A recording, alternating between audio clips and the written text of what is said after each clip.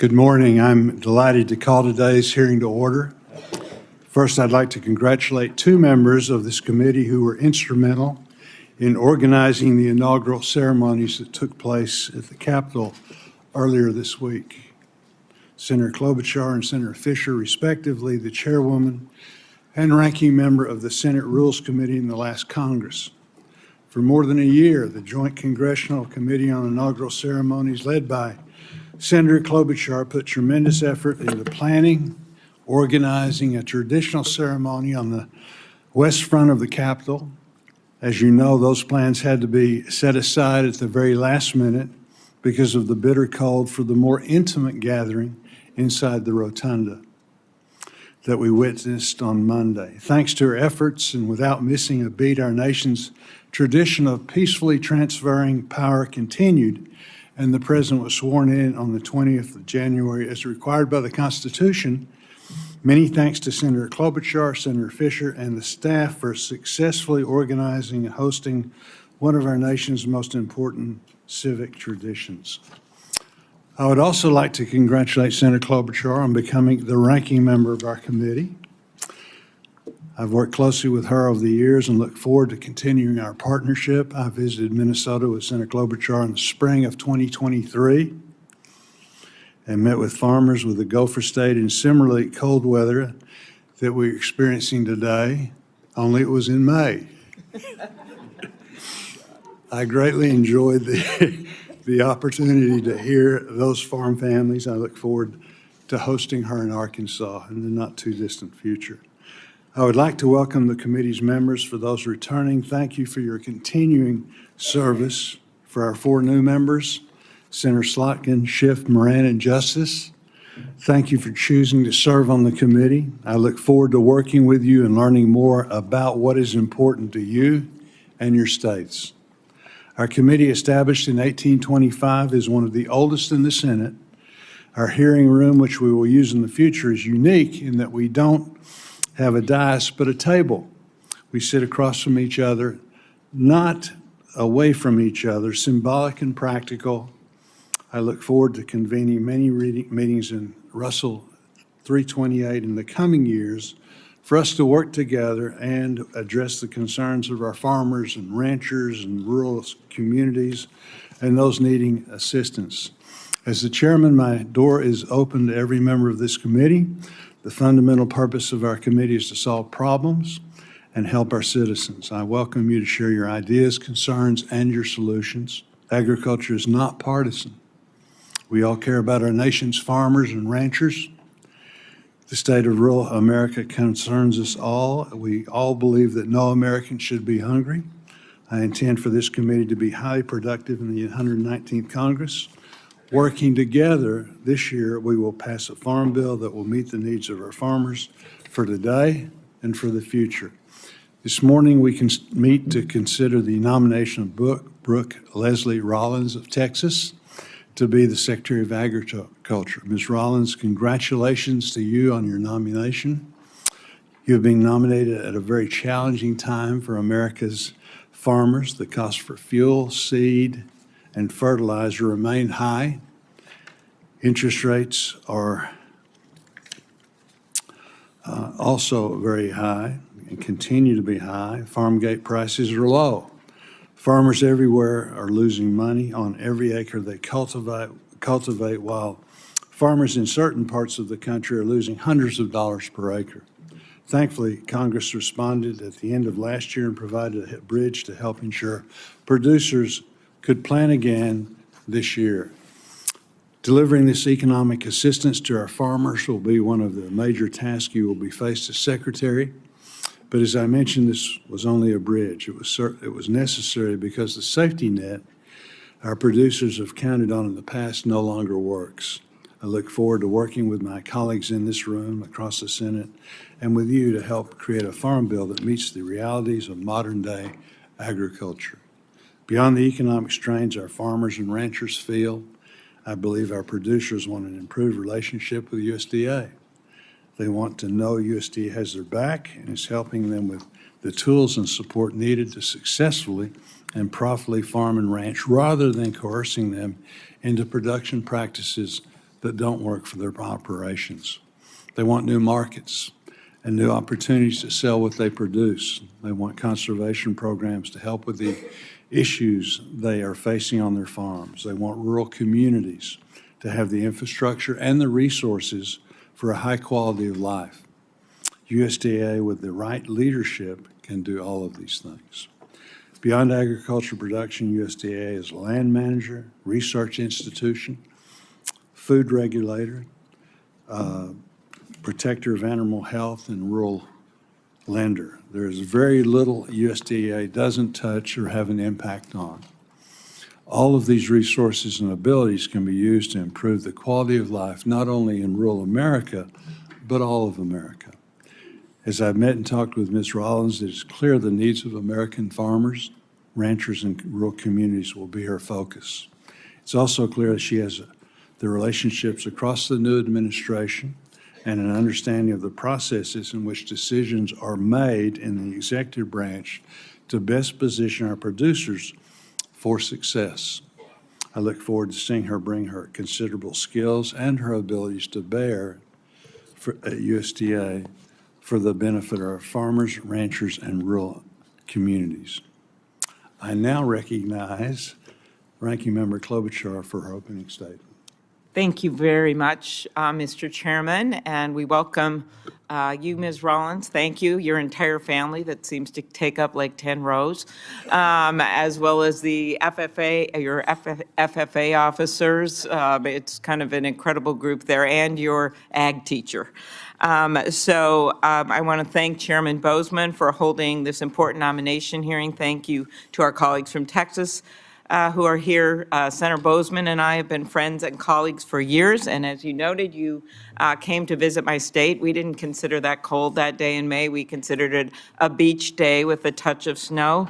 And I want to thank you for visiting with our farmers and our ranchers and our conservation and nutrition leaders in our state. I also look forward to working with you to be a voice for rural America. All of our colleagues on this committee are incredible voices for rural America. I'm really excited. I've told our Democratic leaders on this committee how excited I am about the people that are on this committee, and I believe we're going to work really well together. I want to mention our friend and colleague, Senator Stabenow, for her 14 years of leadership of this committee. She's now retired from this committee, but whether it was passing farm bills, standing up for conservation programs, or making sure there was food on the table, she was always at the forefront of the fight. I'd like to thank all of our returning members, as well as the new senators on the committee that Senator Bozeman mentioned, Senator Schiff and Senator Slotkin. They've been already really strong participants in all of these discussions we've been having, and Senator Moran, as well as Senator Justice. Thank you. We're looking forward to continuing the strong tradition of bipartisanship.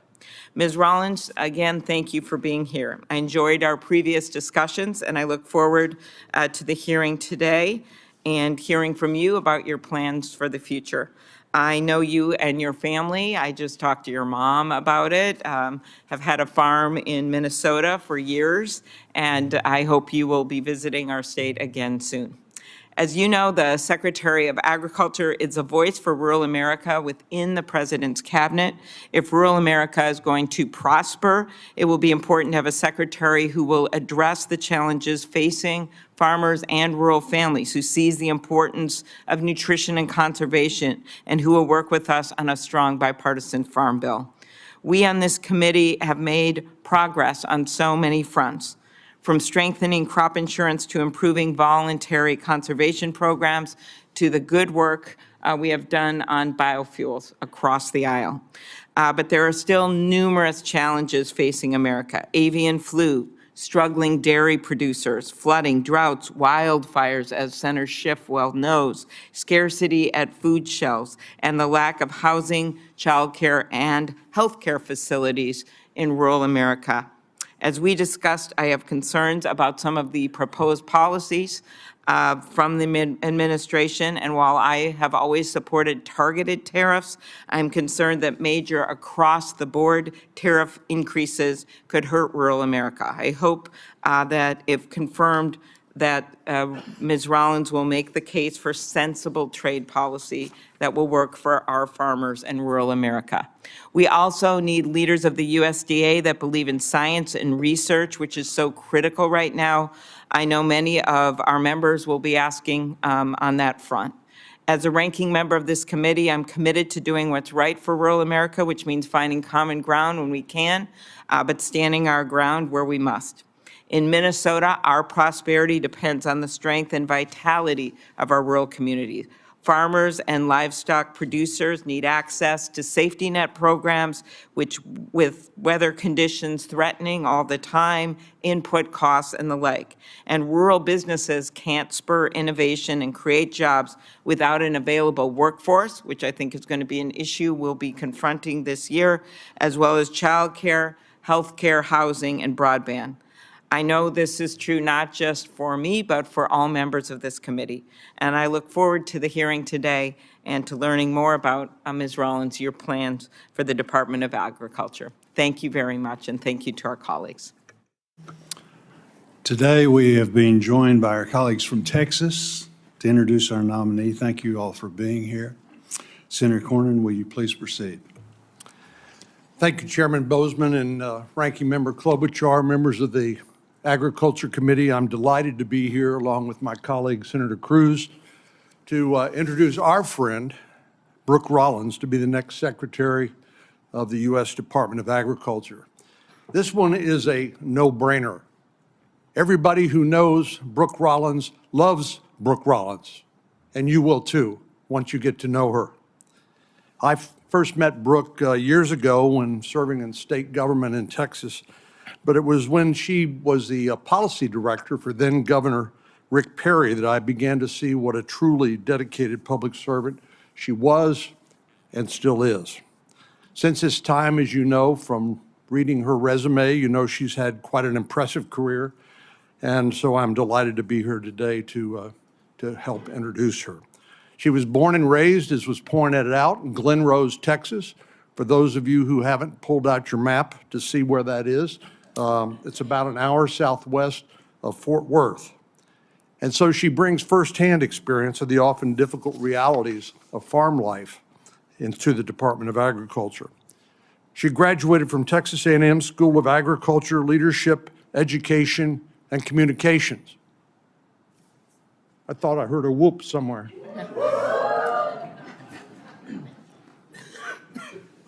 Texas is home to nearly 230,000 farms and ranches, more than any other state in the country. And 1 in every 7 Texans works in an agriculture-related job. This is critical to our state and to the nation, as has been pointed out.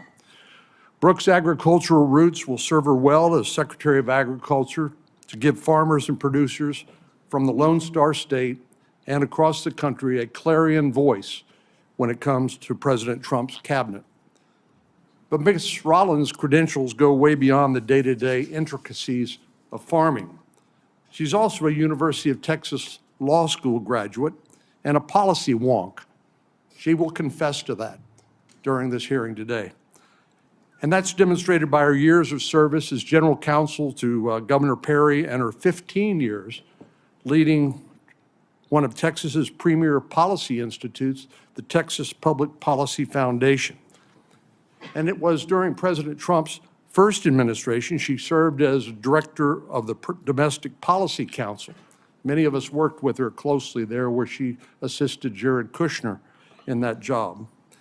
And you know that position is responsible for coordinating the domestic policy making of the White House and ensuring that decisions and programs are consistent with the president's goals and overseeing the implementation of the president's domestic policy agenda. Since her time in the first Trump administration, Brooke has served as president and CEO of America First Public Policy Institute, where she helped craft the agenda for President Trump's second term. I've worked with Brooke in a number of roles and seen her as she's helped advance bipartisan legislation, both in Austin and here in the nation's capital. And I know she will bring that experience and that temperament to her job at USDA. It's a good thing because she has her job cut out for her. First, Congress has failed to pass the 5-year farm bill, and I know that's priority number one for this committee. So she'll have an opportunity to work with each of you to shape this critical legislation that farmers and ranchers across the country depend on. And as has been alluded, I think, by Senator Klobuchar, the disasters that we've experienced throughout the country have hit farm country particularly hard. And I know she will work hard with you and all of us to make sure we provide an essential lifeline to our farmers and ranchers. As Coach Tuberville knows, the Texas A&M football team, of which Brooke is a devoted fan, says their student body is the 12th man who propels them to victory. I know Brooke is honored to step up now and become the 12th woman for the farmers and ranchers of America. I'm looking forward to working with her and with all of you to pass a farm bill and put farmers back where they deserve to be, and that is first and foremost in our policy deliberations. And I have no doubt that Brooke is exactly the person for the job to implement President Trump's agenda at USDA. So it's my honor to be here with all of you and her family and multitude of friends. Even her high school ag teacher is here. Everybody who knows Brooke loves Brooke, and I know you will too as you get to know her. So thank you for allowing me to be here and say a few words by way of introduction. Thank you, Senator Cornyn. Senator Cruz. Thank you, Chairman Boatsman. Thank you, Ranking Member Klobuchar, members of the committee. Let me start by saying what Senator Cornyn said a minute ago is absolutely right. This is a no-brainer. Brooke Rollins as a nominee to be Secretary of Agriculture is an extraordinary choice. And I have absolute confidence that every member of this committee is going to be very, very happy working with her in that role in the next 4 years. I've been friends with Brooke for over 2 decades, from when she was policy director for then Governor Rick Perry to when she led the Texas Public Policy Foundation, which became the preeminent free market state foundation in the country, to when she came to Washington to join President Trump to lead the Domestic Policy Council, to her more recent years leading the America First Policy Institute. At every stage, she's proven herself to be a leader. She's proven herself to be an innovative policy thinker.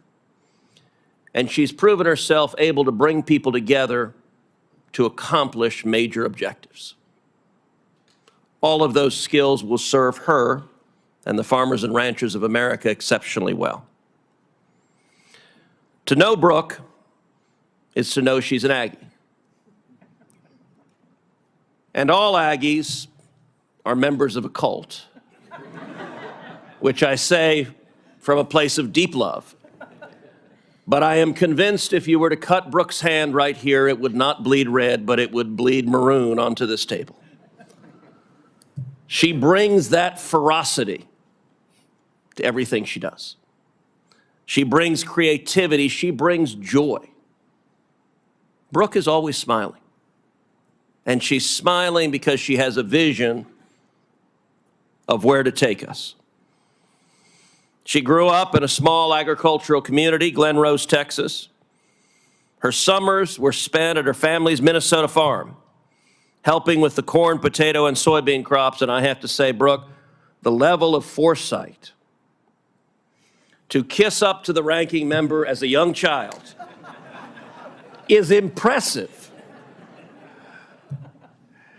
Her experiences in barrel racing, and by the way, for everyone who knows barrel racers, yes, they're crazy, and raising livestock for 4-H and Future Farmers of America installed in her a profound appreciation for the challenges and rewards of life in agriculture. Farmers and ranchers in America right now are facing extraordinary challenges. Challenges that are putting their livelihood at risk, putting their families at risk, putting the ability to provide food and fiber and clothing for the American people at genuine risk. The farmers and ranchers of this nation, the farmers and ranchers in the great state of Texas, are looking to this committee for leadership. and they're looking to the next Secretary of Agriculture for leadership. In Texas and South Texas, we face historic droughts, and yet our neighbor, the nation of Mexico, is in brazen violation of the 1944 water treaty that obligates it to provide water each year to the people of South Texas. I have no doubt that soon-to-be Secretary Rollins will be a ferocious advocate for those South Texas farmers, just as she is a ferocious advocate for farmers and ranchers in every one of your states and all across the country. She's going to be an extraordinary and even an historic Secretary of Agriculture. And I'm proud to join John Cornyn in supporting my friend Brooke Rollins, and I encourage you to do the same. Thank you, Senator Cruz. Again, thank you, Senator Cornyn, for being here. I'd now like to recognize our nominee, Senator Brooke Rollins, to introduce some of her guests before I administer the oath, and she gives her opening statement.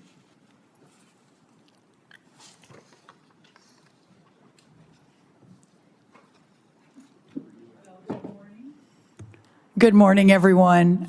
What a joy to be here, and wow, a little surreal and slightly overwhelming. The two gentlemen that were sitting up here, whom I've known, as they mentioned, for a long time. So I want to thank them. A few guests, and I appreciate Senator Bozeman the opportunity to introduce them. My awesome mom right here, whose new issue that all of you know, the oldest freshman legislator in Texas history, Helen Kerwin, raised my sisters and me by herself in that small town, and PFAS is her big issue. So I know a lot of you are certainly concerned with that. My incredible husband, Mark Rollins, we met the first week of our freshman year at Texas A&M, Senator Tuberville, in 1990, 35 years ago, and our four incredible children, Luke, Jake, Anna, and Lily, are here with me. Luke is the oldest. Luke, raise your hand. Listen to your mother. Very good. He is a sophomore at Texas A&M University in the Corps of Cadets, and in fact, left College Station at 1:30 last night, 1:30 a.m. to drive all night, catch a flight in Dallas, and be here this morning. So especially grateful to him and my other incredible children. Even though they're all teenagers, Luke's 20, it has been the joy and most important part of my life being their mom. So what a joy to have them. My sister, Ann Blunser, my sister, Helen Hubert, Eliza, my niece, they're all here. My sister-in-law and brother-in-law, Tim and Elizabeth Yagi. My incredible ag teacher, who I would like to stand up. This is Mr. Gary Rosenbush, who put up with a lot from this FFA'er. I've often said that the Future Farmers of America changed my life and put me on a course that, frankly, leads me to today. So Mr. Rosenbush was a big part of that. I also want to recognize, a lot of people know that I take great pride in my short, but I think very successful life as a little league softball coach. So my daughter Lily was the catcher on the team, but most of the rest of the team also flew in last night. The hot tamales, everyone, from Texas are here. Thank you guys for being here. My 1990-1991 state FFA officer team from all parts of Texas. There were 10 of us. The other 9 all came. Ag teachers, insurance agents, workers of the land. They're all here. And so what a joy to have my state FFA officer team here as well. If y'all want to stand. What an incredible inspiration. I know, Senator, I could go on and on. I promise I'm going to cut this short, but one other person, Pastor Jensen Franklin of Georgia, who has been such an inspiration to me, flew all the way in from Free Chapel in Georgia to pray with my family and I this morning. So, Pastor Franklin, I want to thank you as well. One of the great pastors of our time. Pastor, thank you. I have so many Texas friends, other family that are here, but I'll wrap it there and just say what an incredible honor to have all of them behind me today. No, that's great. That's wonderful. Please stand and raise your right hand. Do you swear or affirm that the statement that you're about to provide is the truth, the whole truth, and nothing but the truth, so help you God? I do. Do you agree that if confirmed, you will respond to requests to appear and testify before any duly constituted committee of the Senate? I do. Again, congratulations on your nomination. You can have a seat, and you're recognized for 5 minutes to give your opening statement. Thank you, Chairman Bozeman, Ranking Member Klobuchar, and distinguished members of this committee. First, my thanks to President Donald Trump for his faith in me to lead the United States Department of Agriculture. His confidence fuels my determination to deliver. I also want to thank my dear friends and fellow Texans, Senator John Cornyn and Senator Ted Cruz, so graciously introducing me to this committee. I also obviously want to extend my sincere thanks to all of you, the United States Senate Committee on Agriculture, Nutrition, and Forestry, for your careful consideration of my nomination. And understand, and perhaps most importantly, I want to thank and so overwhelmed at the honor to potentially serve the men and women who daily, without pause or complaint, provide our great nation and the world with the best food, fiber, and fuel. Throughout the past several weeks, I have met or spoken with every Republican and Democrat senator on this committee, and I appreciate your insights, your concerns, and your very wise counsel. It is clear we all agree that farmers and ranchers are the cornerstone of our nation's communities, and I commit to you today that if confirmed, I will do everything in my ability to make sure our farmers, ranchers, and rural communities thrive. I also want to thank the many senators and representatives on Capitol Hill with whom I've had the incredible opportunity to work with these last 2 decades during my career in public policy. In my time first with Governor Rick Perry, then leading the Texas Public Policy Foundation, in my various roles in the Trump administration, the first one, and since 2021 in my role founding and leading the America First Policy Institute. Each of you cares deeply about the American people whom we all serve, and I promise my work will reflect that commitment. Growing up in the small ag town of Glen Rose, Texas, y'all have heard this, population then 1,200 people, is where my story begins. Then my world revolved around the future farmers of America, 4-H, and the endless cycle of baling hay, livestock shows, and rodeos that still today constitute the calendar of our small corner of Texas. That experience sent me to Texas A&M on an agriculture scholarship, where I studied and majored in ag leadership and development, then on to the University of Texas Law School, where I graduated with honors and performed a federal judicial clerkship. And then, of course, to helm the policy shop of Texas Governor Rick Perry. It was there that I had my first direct leadership role in big state ag policy. I had been in office serving Governor Rick Perry for 2+ years when I received a call. A small think tank of 2 or 3 staffers in San Antonio asked if I would be interested in being their new leader. And I answered that call as well, thinking as that my husband and I built our family, that would be helpful and a good potential opportunity to be a great mom, but also continue the fight for Texas. At TPPF, over the next 15 years, we fundamentally redefined the mission of a think tank from just having ideas or writing about them in white papers to actually effectually changing policy for the people of our state. We engaged strongly during those 15 years with Texas rural and small town communities, giving them a voice in government that was too often denied. In short, we changed the game in Texas. Changing the game is exactly why I accepted the invitation to join President Trump's first administration at the beginning of 2018. Everything that we had sought to do in Texas those last decades to make policy for real change, for real Texans, was being done in the first Trump administration, and I was so honored and excited to be part of it. I joined first the White House Office of American Innovation as its leader. I then soon became the assistant to the president in addition on strategic initiatives, and eventually added the role of the director of the Domestic Policy Council. In January 2021, exactly 4 years ago, we understood that President Trump's second term agenda would be delayed, so I had the privilege and the idea of establishing yet another institution of policy leadership, and the America First Policy Institute was born. I currently serve as the president and CEO there. Thanks to President Trump and to all of you, I hope to have the opportunity to bring that level of passion and commitment to the USDA. I need not tell you, of all people, that this is surpassingly important, because agriculture is surpassingly important to us as a nation. All Americans are important, but the farmer, the worker of the land who feeds all the others, is amongst the most notable. Thomas Jefferson wrote that agriculture is our wisest pursuit because it will, excuse me, I don't want to get Thomas Jefferson's quote wrong.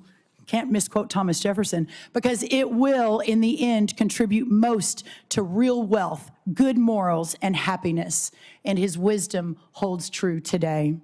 I fully recognize that if I am confirmed, I am stepping into the role during one of the most economically challenging times in American agriculture history. With that in mind, I want to share with you as I close my top priorities for day one, and then perhaps a longer-term priority. First, we must ensure that the disaster and economic assistance authorized by Congress is deployed as quickly and as efficiently as possible.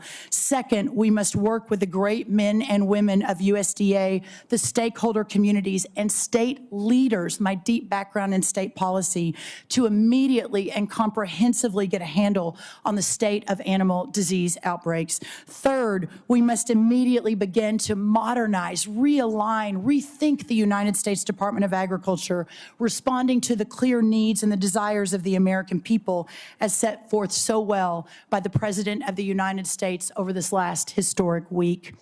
And finally, and longer term, we understand that serving all American agriculture and all the American people means ensuring that our rural communities are equipped and supported to prosper, not just today, but tomorrow and the day after that and the many tomorrows to come.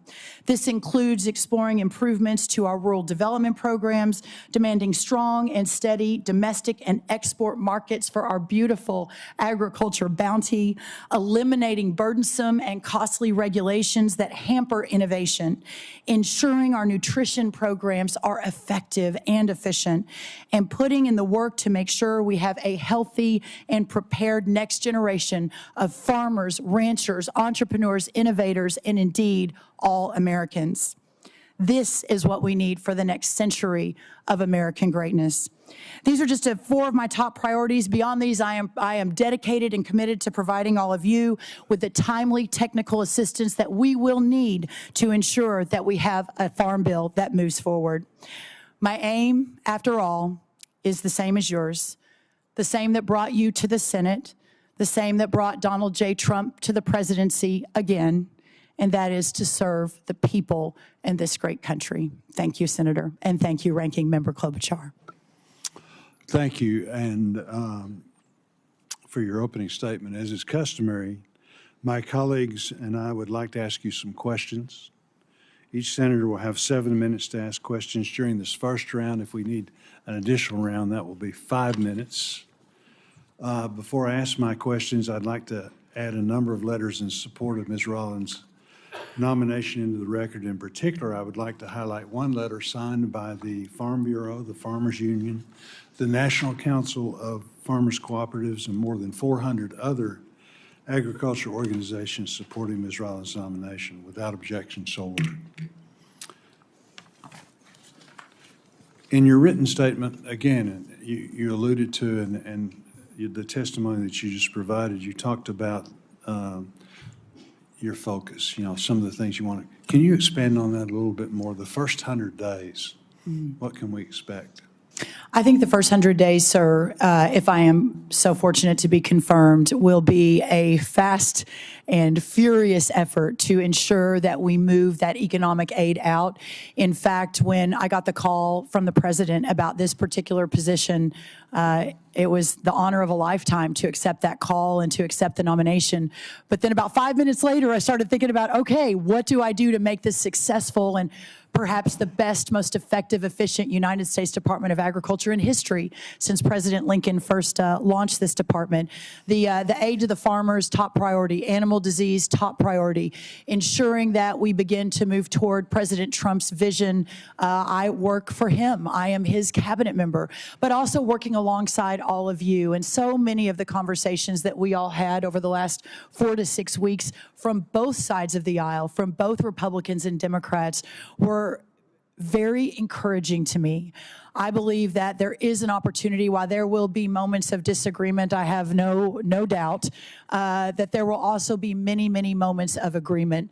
So, Chairman Bozeman, my thought is that we get in there, and anyone that knows me and that has worked with me over the course of all these years know that excellence is not only the goal, but the expectation, that we move with rapid speed to ensure it gets done, that we work 24 hours a day, 7 days a week for our constituents, which is American agriculture, and that at the end of the day, this country and that community is thriving in a way perhaps they never have before because of the work and the foresight and the goals and the vision that I think is so important.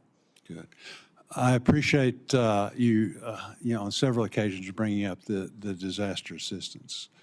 This committee worked in a very bipartisan way to get that done. It was a big effort, and it took a lot of work. And again, we were able to get that done in a very bipartisan way. But that's what we've heard about, from our farmers now is thank you for doing it, but we desperately need it so that we can talk to our bankers and try and figure things out from this last year where most farmers lost a lot of money, their path forward. So again, that I think is music to all of our ears. Trade is vitally important to American agriculture. Our abundant yields and high-quality crops help feed the world. Can you please describe how the President's trade agenda will prioritize the needs of American farmers and ranchers? If our trading partners unfairly target U.S. agriculture producers, how will the administration minimize the impact to our producers? Thank you, Senator, and I'm actually glad this is at the top of the next few hours because I think it is on the mind of every member of this committee and perhaps every member of the ag community across this great nation. The first thing I think that's important to note is in the last few years, we have almost a $45 billion trade deficit for our ag products. So a key priority will be expanding access to these markets across the country. We've already been sort of vision boarding, not to get ahead of the process, but I want to make sure I'm able to hit the ground running, how it is we begin to immediately effectuate bringing down that $45 billion trade deficit. And it's just up 42% in the last year. There is a deep recognition that corn prices are down 35% just in the last year as well, past 2 years, I'm sorry, and that in fact our farmers are hurting.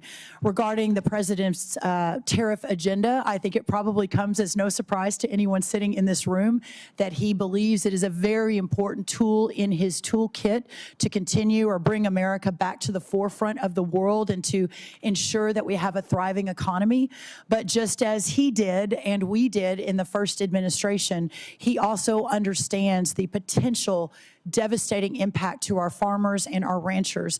And during that time, I have spoken with Secretary Perdue a few times on how that was managed into that team, so I fully understand, and that we are prepared to execute something similar if approved, if confirmed, but also working with the White House to ensure that we can close those holes for our farmers and ranchers moving forward under any sort of tariff execution in the next coming days, in the next few years. And that will be a top priority of mine.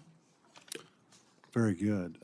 Hunger is an issue that we continue to face. My home state of Arkansas has the highest rate of food insecurity in the nation. At USDA, you will be responsible for leading 16 nutrition programs that assist 1 in 4 Americans. These programs make up the vast majority of the spending at the department. In spite of these programs, which have grown substantially over the last 20 years, the national food insecurity rate has hovered around 12% since 2001, even during times of economic prosperity. The goal of these programs is to provide temporary assistance to those in need, but the focus on moving families to a place of economic independence has been lost. Will you commit to reviewing these programs to ensure they help incentivize Americans to secure steady employment while still being able to trust that their federal supplemental assistance can be relied on in times of need. Senator, I so appreciate your concern and focus on this incredibly important program. I think sometimes people on our side of the aisle are framed as those that don't care as much about the kids or those who are hurting or those from disadvantaged communities. I know I have spent my career working to ensure that every corner of America, that everyone has a shot at the American dream, first with Rick Perry, then with my think tank, then with President Trump, then with the AFPI, the America First Policy Group. And so I too have a real heart for this work, and I've talked to many of you about that in your offices. That's perhaps driven by being raised in a small town by a single mom, and we didn't have much. Now, we never participated in the nutrition program, but I am fully aware and have a heart for this work and for this community that is easy to make the commitment to ensure that we are doing everything we can, that this supplemental program continues on a course of being effective and efficient. Having said that, it's also imperative to us that every taxpayer dollar that is spent in support of these programs, we fully understand that it is reaching its intended recipient, that that recipient is able to use it effectively and efficiently for true nutrition reasons, that we have a real health issue in this country. You all know this. I think 4 out of 5 children are facing obesity or close to it. The level of diabetes and chronic diseases continue to rise. So we together, and myself, if so fortunate to be confirmed, will have a major role in all of the above, ensuring that these programs are serving those who need them and doing it effectively, but also ensuring that the taxpayers are being well served, that the dollar that we take from, my electrician in Fort Worth who has his own small business and then sending it to a family in need, that dollar is being used in the best and most effective way. So that is certainly my commitment to you, Chairman. Thank you. Senator Klobuchar. Thank you very much, Mr. Chairman. Again, welcome, Ms. Rollins. As we both noted, the chairman and I, this committee has worked together, and all the members know this, on a bipartisan way to pass farm bills in the past, improve the farm safety net, stand up for conservation, nutrition, food security. Will you be a force for working with both sides of the aisle? Thank you so much, Senator Klobuchar, for that question. And it is exceedingly important to me that we deliver for American farmers and ranchers, exceedingly. And I have already begun to lose some sleep over how to make that happen in a way that is productive in supporting your work. And I have a long history of working in a bipartisan manner. It may not be at the forefront of my bio or my resume, but I worked with many of you in the last administration on the First Step Act, which I believe was perhaps the hallmark of President Trump 1.0 in bipartisan work together. I sat in an office for many hours with Senator Durbin, Senator Grassley, Senator Booker, Senator Scott, and many others from both sides as we hammered out how to solve the criminal justice challenges that our Bureau of Prisons is facing. And I hope to bring that same skill set and perhaps knowledge base and relationships to this effort as well. Thank you. I appreciated you mentioned animal disease as one of your lead priorities, as well as the disaster economic assistance. As you know, and you and I discussed this, since 2022, the most recent outbreak of avian flu has devastated poultry producers, spread to dairy cattle, resulted in at least 1 death. But we're starting to see increases in certain prices attributed to that. If confirmed, how will you ensure that farmers have the resources they need to combat the spread of this virus? What is your plan? There is no doubt that what the community in whom we all work for, that community, not just America, but the entire world relies on for an abundant, safe, and secure food supply. And just learning of the devastation in Georgia just over the last few weeks with the poultry outbreak and the the depopulation there of our poultry. Of course, to your point about dairy, it's been infecting some of the dairy herds, I believe, across 16 states. There is a lot that I have to learn on this, and if confirmed, this will be, as I mentioned in my opening statement, one of the very top priorities. We are hyper-focused on finding the team right now. I'm sure they're already working. I have obviously respected the process and not gotten too involved. But I know that the current team and the future team will be working hand in hand to do everything we can on animal disease. And Senator, if I may add one more thing, my deep background working in state policy included working very closely with governors' offices and ag commissioners across this great country. In fact, in the last White House, I sort of took it upon myself, which is where I met a few of our governors who are now here, to work closely and in concert and aligned with both Republican and Democrat leaders from the states. I really appreciate that. We have 7 minutes, so I'm going to go a little quicker Yes, here. ma'am. I will note that just yesterday, the administration announced they will halt external public health communications from the CDC on these avian flu animal diseases, and these important announcements have helped keep producers up to date with the latest information on disease spread, health of workers. And while I know that wasn't under the USDA, I just urge you to talk to them about that. We're concerned. Biofuels, and I appreciated our discussion on that. While you served as the CEO of the Texas Public Policy Foundation, your organization was often critical on biofuels, including ethanol. And as you know, we have worked really hard to make this so we don't just have one fuel, that we have options here, including with Senator Ernst and Senator Fisher and Senator Grassley, Senator Thune, many others.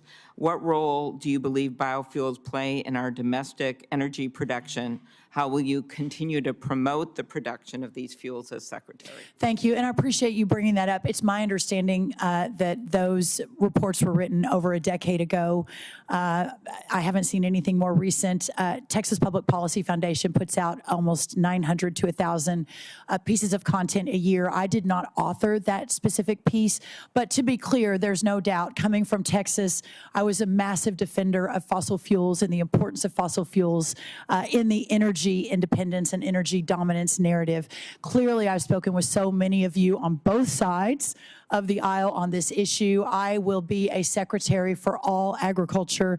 It is really important to me that we continue to defend and elevate and honor all sources of fuel. My former boss and current boss in his current energy dominance plan included biofuels as an important piece of his agenda. So I really look forward to continuing that. And I know your family, based on the forms, I appreciate you getting us those forms, that your family has significant financial interest in the oil industry. Will these interests motivate decisions you make at the department, especially when they impact your family's financial holdings? Senator, I can promise you this, and I know you and I have met a few times through the years. I've had more in-depth discussions, but not as many as I would like, hopefully a lot more in the future. But I can promise you this, anyone that has ever worked with me will tell you, even to the detriment of organizations I have run, detriment financially to my potential family, that I have never, not ever made a decision based on financial interest, ever. And that certainly will not begin now. Thank you. You discussed briefly with Senator Bozeman the export markets. I also appreciated you mentioned that in your long-term focus on exports. And as you know, during the first Trump administration, we heard resounding calls from farmers that they want trade, not aid. Those are exact words I'm remembering. They want to grow their market and not just get government payment. We've worked hard on this committee to help farmers build markets here and abroad. Senator Hoeven and I have set up a rural export center, in fact. And Ms. Rollins, how would you work with President Trump, the Office of the U.S. Trade Rep, and others within the administration to ensure that they understand the effects of potential retaliatory tariffs on American farmers? And how will you help them manage this risk? And beyond just getting extra payments to make up for it, will you be a voice to make sure people understand the importance of exports for rural America? And it's not just farming, it's also manufacturing and the like. No, that's correct. I believe, extraordinary value that I potentially bring to this table as having served in the last White House for 3 years, right alongside President Trump. I believe I may be the most well-versed in how the interagency process works, of all the cabinet, of how the interagency process works, of how the discussions are handled, of what the Oval Office meetings look like, and how to ensure that at every corner that my team, that our community, that what we all represent together is at the table fighting for what we believe is necessary for these communities. Okay, thank you. And I have some important questions for the second round here on conservation and nutrition, and I know my colleagues will be asking them as well. Thank you. Thank you. Senator McConnell. Thank you, Mr. Chairman. Congratulations on your nomination. I appreciate you coming by the office. I had a chance to tell you then that Kentucky agriculture is a little different. We have 75,000 farms, but most of them are small. We're also the #1 beef cattle state east of the Mississippi. People don't generally associate Kentucky with that. I want to echo what others here have said about trade. I went over to the trade representative on the floor of the House. We were there for the big speech and introduced myself, and I said, "Do you have anything to do?" And she basically didn't have an answer. It seems to me that trade has sort of become a word for a lot of Americans that implies exportation of jobs. In Kentucky, we think of trade as exportation of products. And it's an extremely important part of what we do. I think both of the candidates in the last election sort of shied away from this issue. As others have said, give us some hope that maybe we can get back in the trade business. We would need Trade Promotion Authority, which we currently don't have. But I'd be interested in your thoughts further about this. Yeah, thank you, Senator McConnell, and it was an honor to be in your office, talk a little bit about Kentucky bourbon and a few other important things. It's the first time I've ever heard, I think, anyone say that President Trump has shied away from anything. I don't specifically have or recall anything specific about him not talking about trade, other than perhaps to your point that our country and especially our ag community is in a tough spot right now with regards to exports and moving our products out. I know that the USMCA is back up for negotiation along with other trade agreements. And here's what I am very encouraged about, Senator, and I hope it perhaps gives you some encouragement as well. In my now almost 9 years, maybe 8 years with President Trump, at the end of the day, we all know him to be the consummate deal maker.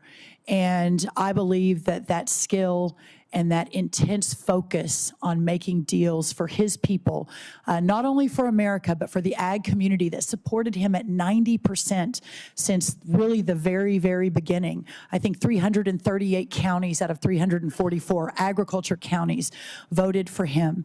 He knows that these are the people that have been with him the longest, and I sincerely believe that if I do my job and in working with all of you to ensure that the White House and that our partners across the agencies have all of the data that they need, while at the same time we're working across the world to bring in new trade partners, to expand access for new trade products and for all, whether it's the specialty crops or the row crops or the livestock industry.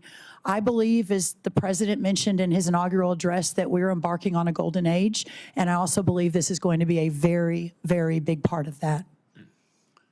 Okay, I want to shift to something Kentucky specific that we discussed in the office. I want to bring it up again. Back in 2020, through the appropriations process, I managed to allocate $65 million for an agricultural research service lab at the Kentucky College of Agriculture. That was 4 or 5 years ago. nothing's happened yet. So what did happen? Well, there were a number of different regulatory tripwires that got injected into the process. And in meeting those, trying to meet those regulatory tripwires, slowed everything down, everything down, everything down. I want to see construction begin. The money is there. What can you tell me to give me hope? We did discuss this, and again, another passion of mine that has been mentioned is my love for Texas A&M and the ag school and the research facilities. I am really excited to get knee-deep, waist-deep, neck-deep in these facilities across the country. And I know we also had discussions with some of the other senators on this committee that they have some similar concerns with some different facilities that they would like to see move a lot more quickly. Senator McConnell, I commit to you that we will immediately begin digging in on what is happening. A big part of my portfolio in the last administration was the president's deregulation agenda and understanding how certain regulations and rules hampered important projects from moving forward and opening up markets, et cetera. So I actually believe that with the right team in place and with your quick confirmation of some of those undersecretaries, that we'll be able to dig in, figure out what's happening, work with you and others from Kentucky to figure out what's going on and figure out how to move this forward. Finally, I would just say the previous administration was big on regulations across the board. I think they all ought to be looked at in terms of the impact on the economy, and I think that's what the new administration intends to do. Thank you. Thank you, Senator. I agree with that and look forward to working with you and others on that. Senator Bennett. Thank you, Mr. Chairman, and I want to thank you and the ranking member for your opening statements, both of you. Together, I think, capture the spirit of what this committee is supposed to be about in a Congress where we have not worked well together, and I just want to say how much I appreciate your leadership today, so the two of you, and thanks also for mentioning Chairman Stabenow, who did a great job here for a long period of time. Mrs. Rollins, congratulations to you. You mentioned in your answer just now to Senator McConnell, this was actually not a question that I was going to ask, but since you mentioned him, you said we all recognize agriculture is in a tough place when it comes to exports. We do all recognize that. Could you elaborate more on that? We'd love to hear your perspective on the hole that many of us feel that we're in right now as we get ready to think about what the trade policies are going to be of this administration and of the country. Thank you, Senator Bennett, of course, and loved our conversation about your beautiful Colorado. Thank you. Come back anytime, or come anytime. I would welcome that. We do spend some time there in the summers, as good Texans do, getting out of the heat, but I'll look forward to seeing you next time. In the last handful of years, we've gone from not having a trade deficit in our agricultural communities to having a $45 billion trade deficit. Of course, that has led to many challenges, including food inflation. And I know when I've heard President Trump talk about his priorities, the first is the border, which I'm guessing we'll get into at some point. But second was food inflation. And so there are many tools in our toolkit, both through USDA and expanding markets, which are all intertwined, to begin immediately to work to bring that deficit down and hopefully soon get it to zero. My commitment is to— I would say, though— Yes, sir. That deficit, we know, is being caused by a strong dollar. It's being caused by competition from Brazil. It's being caused by limitations on our beef supply. It's being caused by, prices that are going up. I mean, these are. I don't think these particularly are failures in trade policy.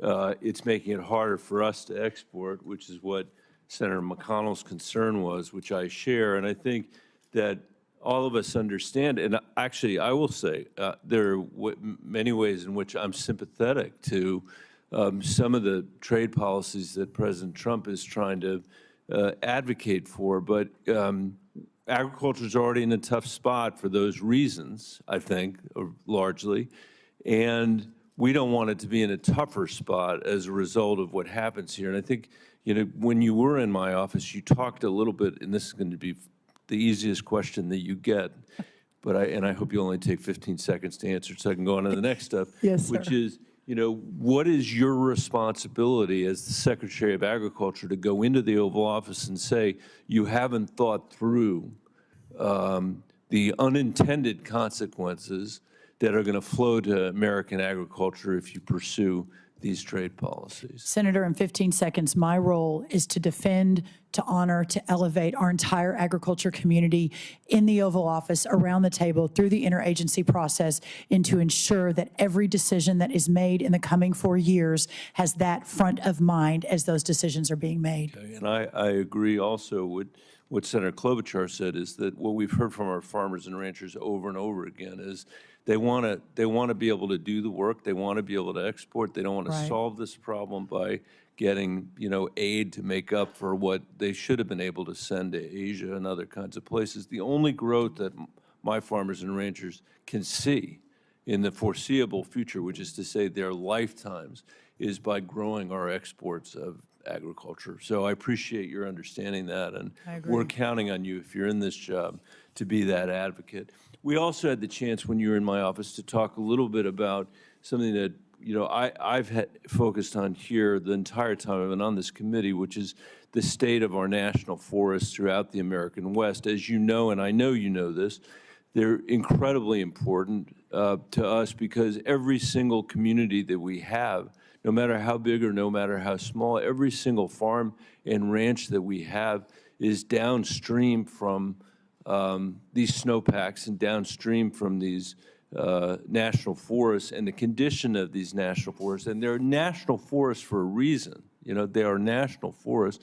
The condition is just untenable and dangerous. You know, I've told Chuck Schumer, he doesn't necessarily agree with me, but I've told him over and over again that these forests are more important infrastructure from our perspective than the Lincoln Tunnel is to New York. If the Lincoln Tunnel is closed, there are other things you can do. He may not agree with that. But if we lose our water, we lose everything in the West. Right. And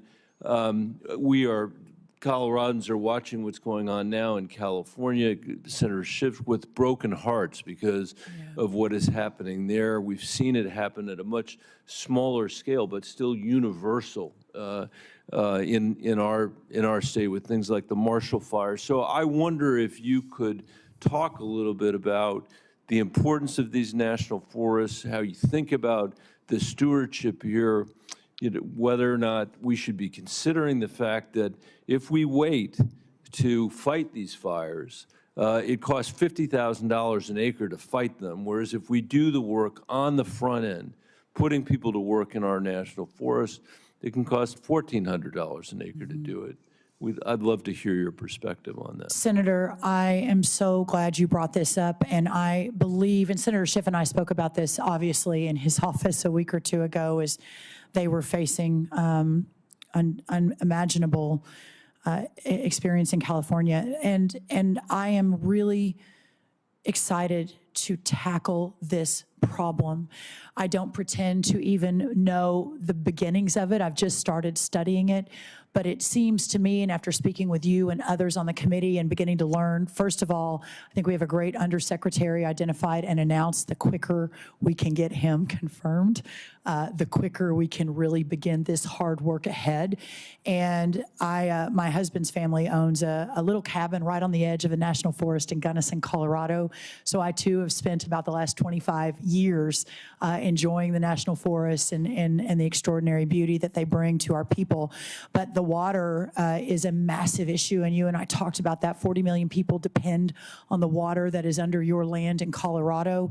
And I do believe, and maybe people call me a pathological optimist, but maybe the pathological optimist in me sincerely believes that we can fix this. and we can fix it fairly quickly with the right team in place and working with all of you who have watched it, been frustrated by it, and want an answer. Ms. Almond. Senator Hovind. Thank you, Mr. Chairman. And I want to thank or express to both you and to the ranking member that I think we're fortunate to have both of you in the role as chairman and ranking member. We've worked on many things in the past together, and I very much look forward to working with you in the future. And again, feel this committee is fortunate to have both of you in these roles. Welcome. Thank you. Ms. Rollins, good to see you again. Thanks for coming to visit at the office. You have an awesome family. The best, the best. Yeah, so thanks, of course, for your husband being here and your kids. And of course, no one will ever love you the way your mom does. That's so pretty true. awesome having Yes. mom. She's missing an important vote in Texas today to be here to sit behind me. So really grateful, really grateful. No, it's great. And you have a fantastic family. And we mentioned all this talk about A&M. Did I tell you when we talked that my wife went to UT? I don't know if I did or not. We did, and I had my sincerest condolences. Yeah, But, yeah. yeah. So that's kind of fun. And I'm wearing my North Dakota State University tie today, home of the mighty Bison. I know we talked about them, but we do have an incredible School of Agriculture at North Dakota State University. Yes, you do. We're doing some awesome things. We have a project called Grand Farm. Sonny Perdue came out and actually cut the ribbon on it. And we have a partnership between ARS, NDSU, and Grand Farm on precision agriculture that's incredible. And so I'm going to invite you to come out to our state right away and see what we're doing. Would you commit to coming out and seeing what we have and meeting our folks? I would love to come visit, and I have said, I think it's actually been reported in the press, that if you can get me on a horse, I'd love to ride a horse, as we're all working on all of these issues across the states, and really look forward to that. Only if you ride with me, though, Senator Hovind. No, Okay. we will absolutely ride. One of my sisters raced barrels. My job was just to get the horses in the trailer, which is, sometimes easy. Harder than racing barrels, sometimes yes. easy, sometimes not, depending on the horse. It's true. But we'll do it. That sounds and I'm great. so glad to hear that. And of course, love your background in ranching. My grandfather was a cattle rancher. And back in the good old days when we raised Hereford instead of all the Angus. Love Herefords. Farm bill. Will you commit to work with us to get a farm bill? And it is so incredibly important. In agriculture, as you know, we have a system of family-based farmers and ranchers across this country. 16 million people involved in agriculture in some way, shape, or form, versus look at all these other industries that are concentrated. But we have this system of family-based farmers and ranchers, businesses, small businesses. And what they produce for every single American every single day is the highest quality, lowest cost food supply in the world. Americans have better choice, better quality, and spend less of their budget on food than almost any other developed country. That's what we have because we have good farm policy. And that means affordable crop insurance, and that means a counter-cyclical safety net that works, keeping the farm in the farm bill. Will you commit to help us get that? We're past due. We need to get it done. Will you commit to help us get it done and get it done in the way I described? Yes, sir. And again, maybe the pathological optimist in me, but I've talked to from both sides of the aisle, the complexity, the challenges in the last year or so of reauthorizing it. And I hope that I can be a force multiplier. And I hope what I bring to the table is the opportunity to work alongside both sides to get us where we need to be for our farmers and ranchers, and some security, some understanding that the net is there, and that the loans are there, and that the insurance is there, and that they can continue to be the best producers in the world for the world food supply. So I really look forward to that, obviously providing you the technical assistance that you need to be able to do your job, but also, if asked or if called, to help in any other way I can to get this done. I think your relationship with President Trump's going to be incredibly important in that effort. We already saw it as we worked on the disaster piece that we included with the extension of the Farm Bill. Will you commit to work closely not only with this committee, but with our Ag Approps Committee as we administer, that emergency assistance. 100% yes. And whether that's at 2 in the morning, 4 in the morning, midnight, I am always available and will work harder than anyone to ensure that you all have everything you need across the Capitol. President's help there was important, and I want that acknowledged on the record. And also tariffs. We went through this early, in President Trump's first term. Worked with Sonny Perdue when China targeted our farmers and ranchers. We want markets. Talk for a minute about, we look at tariffs as a way to get markets for our farmers and ranchers so that they can compete on a level playing field. We did have to do the MFP. We worked with Sonny to do that last time. Give me your thoughts on how we're going to approach this. As I mentioned, I was, when I got the call about this particular position from the president, we were driving our motor home across Mississippi on our way to Auburn for the Texas A&M Auburn-Alabama game. I clearly wasn't expecting a call from the president at that moment, but when it came and when we talked about this job, I celebrated, prayed with my family, and then immediately began understanding what happened last time and ensuring that we have the right team on the field that can immediately execute to ensure that we're solving for these major challenges. And so the undersecretary that will be coming before you, hopefully very quickly, Mr. Chairman, helped run that program under Sonny Perdue. The staff that he is building out, if confirmed, is the same team that did it before, with the idea that we can't reinvent the wheel. We've got to be able to move quickly. Well, that's good to hear, because we did have to do some things legislatively to get it rocking and rolling, and we did work with Fortis and the other guys, and so we look forward to working with them again so that whether it's China or anybody else knows we're going to defend our guys, and we're going to make them play fair, because on a level playing field, our farmers and ranchers outcompete anybody in the world. Yes, sir. On just a couple others. One is the sugar industry is huge in my state. That involves trade very directly, as you know. Will you commit to work with me on that industry? And Senator Klobuchar also shares that same concern, I think. Yes, sir. And in fact, Senator Smith and I discussed it as well when I met with her. Senator Smith. Yeah, yes. And absolutely, Senator Smith as yes, well. Sorry. I know. Don't leave out Senator Smith. No. My Minnesota senators. I want to emphasize Senator Smith shares that concern. Yes, yes. Thank you, Senator. Yes, 100%. And in any of these industries, I'm here and will always be available. We've also worked with your potential deputy secretary as well. And I want your commitment that both on behalf of yourself and him, that you will work with us on access on the forest lands, which, as you know, we have ag and many other interests out there on these forests, on the national grasslands. Access is an issue. We need your help. Will you commit to help us on that? 100%. Thank yes, you. sir. Thank you, Senator. Appreciate it. Thank you very much, Ms. Rollins. Senator Bozeman had a go vote, and as you noted, which I appreciate, we have not one but two Minnesota senators. We're blessed to have Senator Smith with us. Senator Smith. Thank you so much, Ranking Member. And I want to just say, share my congratulations to you and to Chair Bozeman for leading this committee. I love serving on this committee. I love the bipartisan spirit that we have, and I even love Senator Hoeven, who always forgets that I care about sugar in Minnesota. She even loves you, Senator Hoeven. Yes. So welcome to you and your family. I can see how proud your family is of you, and I appreciated very much our conversation in my office. And I also appreciate your Minnesota roots and connection in Clear Lake, Minnesota. So thanks for that. So we have lots to talk about, and I'm going to get right to it. I wanted to start out by just raising the issue of ethanol and sugar, and I'm so glad that Senator Klobuchar and Senator Hoeven have touched on those two issues, both of which are vitally important to Minnesota agriculture. Ethanol is homegrown energy. It is a major economic driver in Minnesota, $7 billion to our economy. And similarly, the National Sugar Program supports more than 151,000 jobs in our country and contributes $23 billion a year to the U.S. economy. And it is run with zero cost to U.S. taxpayers. So I appreciate your commitment to work with us on those two important programs.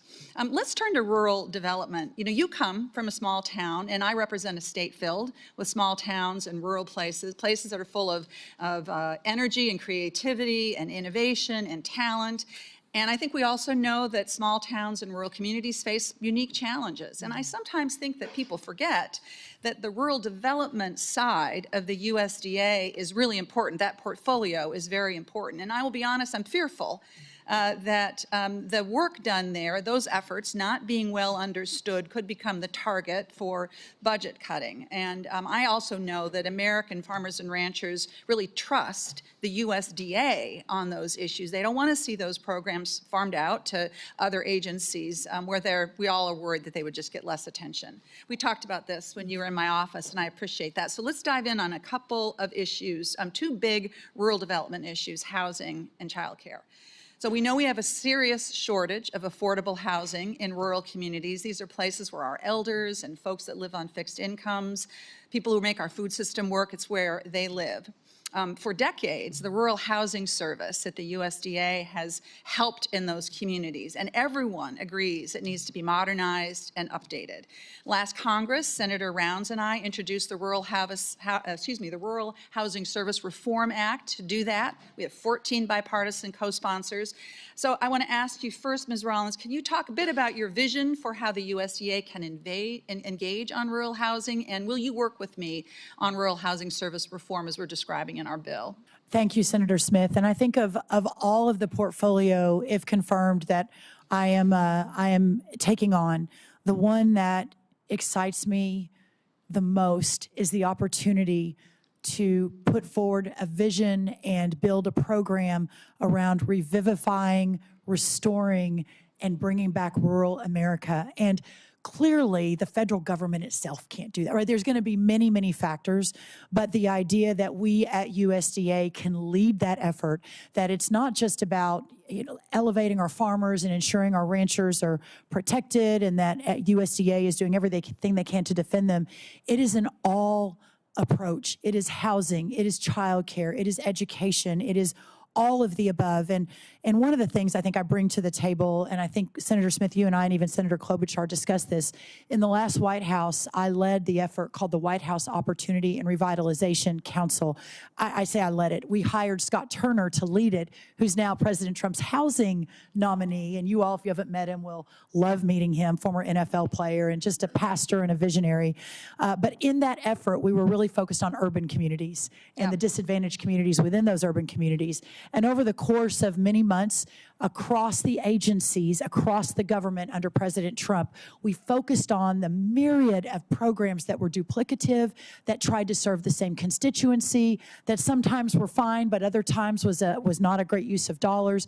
So having an all-of-government approach like that, where we can really understand what role HHS plays, what role housing plays, and doing it quickly so we can begin to roll it out. A final thing I'll say, and I know, Senator, you've got one more question. America at 250, which America turns 250 next year, is going to be an incredible opportunity for us to take this message to every corner of rural America and to really get people focused on it. So I appreciate that very much, and I think we do need to bring that message, but we also need to make sure that we are supporting and improving wherever we can those rural development programs at USDA and not throwing them under the bus, because I can tell you that they are counted on by folks in rural communities. So I hope that we'll be able to work together on that. I look forward to Ms. it. Rollins, I want to just touch in the time that I have left on the nutrition programs at USDA. You know, nutrition programs are foundational for healthy Americans. 2/3 of SNAP recipients are families with children. 1/3 are families with older adults or people with disabilities. SNAP is a rural development tool. In Minnesota, rural communities have the highest food insecurity in the whole state. And in this country, 9 out of 10 countries with the highest food insecurity rates are rural.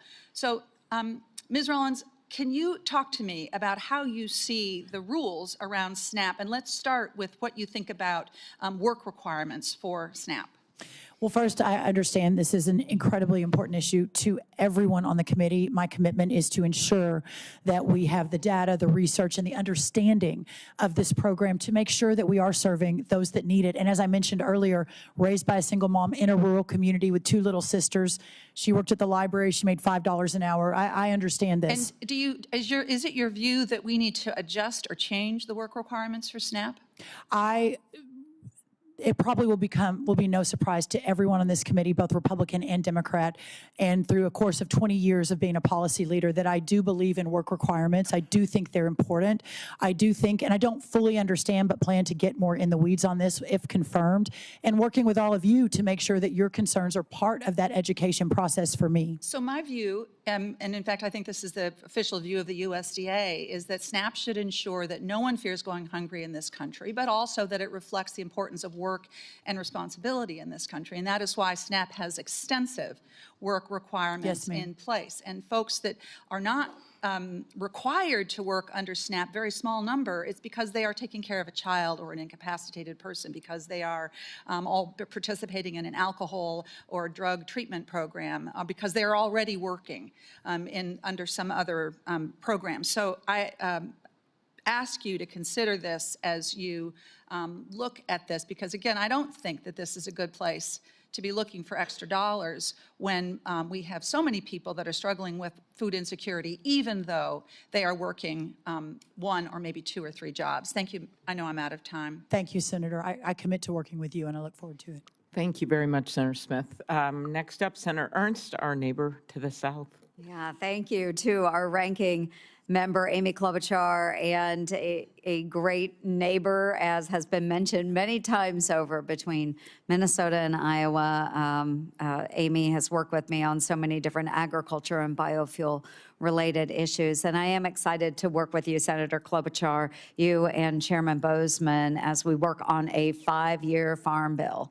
It is very important that we get that done, and it is something that I hear continuously from Iowans as I travel all 99 counties in my great state. And of course, to you, Mrs. Brooke Rollins, thank you so much for being here today, and thank you for bringing your friends and family. I know how important that support is, and I'm excited to see you as our nominee for Secretary of Agriculture. I know you're an ag girl at heart. We have talked about it in length. I truly am too, and I do have full confidence in your ability to lead this department, full faith and confidence in this role. So, Ms. Rollins, something that you and I talked about, I'll start with this one. We talked about it at length, is telework. And I know that we must address some of the work policies for federal employees at the Department of Agriculture. As you know, the GAO reported USDA's headquarters has a space utilization rate at just 11%. 11%. I've even received whistleblower letters from employees describing the building as a ghost town. So last year, I addressed this exact issue with then Secretary Tom Vilsack and was met with very strong opposition. Rather than provide any evidence to dispute the GAO's numbers, and even after repeatedly following up with his staff, he refused to give me specific in-office numbers or building utilization data. In stark contrast, President Trump acted immediately to get our federal workforce back to actually working for the American people. So, Ms. Rollins, in line with these efforts, what's your plan to achieve the 60% utilization goal for your headquarters buildings, which has been set by Congress? And secondly, will you commit to requiring each USDA employee to show up to the office?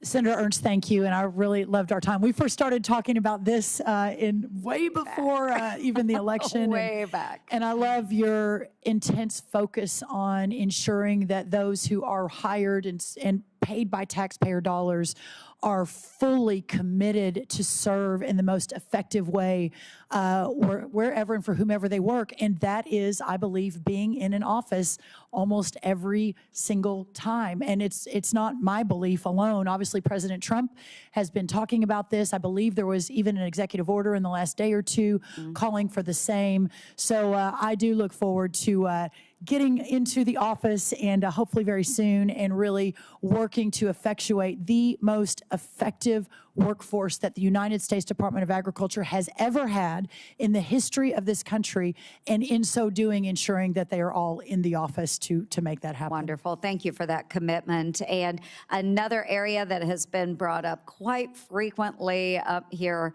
on the dais, and one that won't be a surprise to you, but another area that is critically important for my Iowa farmers is biofuels. It's a key source of demand for our corn and our soybeans. During the Biden administration, this industry really did suffer from deflated renewable or the RVOs. The last minute announcements on sales of E15 and the lack of clear tax policy guidance on the 45Z clean fuel production credit, which is something that Senator Marshall of Kansas and I were just discussing. Many of these moves have forced plants to idle or stop production completely. This is a huge issue for us. This is threatening hundreds of rural jobs and squeezing grain prices in the process. So I do applaud President Trump for making E15 a priority. He did have an executive order on that, but I do look forward to securing a permanent fix in law. But we will need an all-hands-on-deck approach for crafting future RVOs that reflect production capacity and guidance on the 45Z that will support American farmers. So, Ms. Rollins, the USDA has a very big role to play when crafting these policies.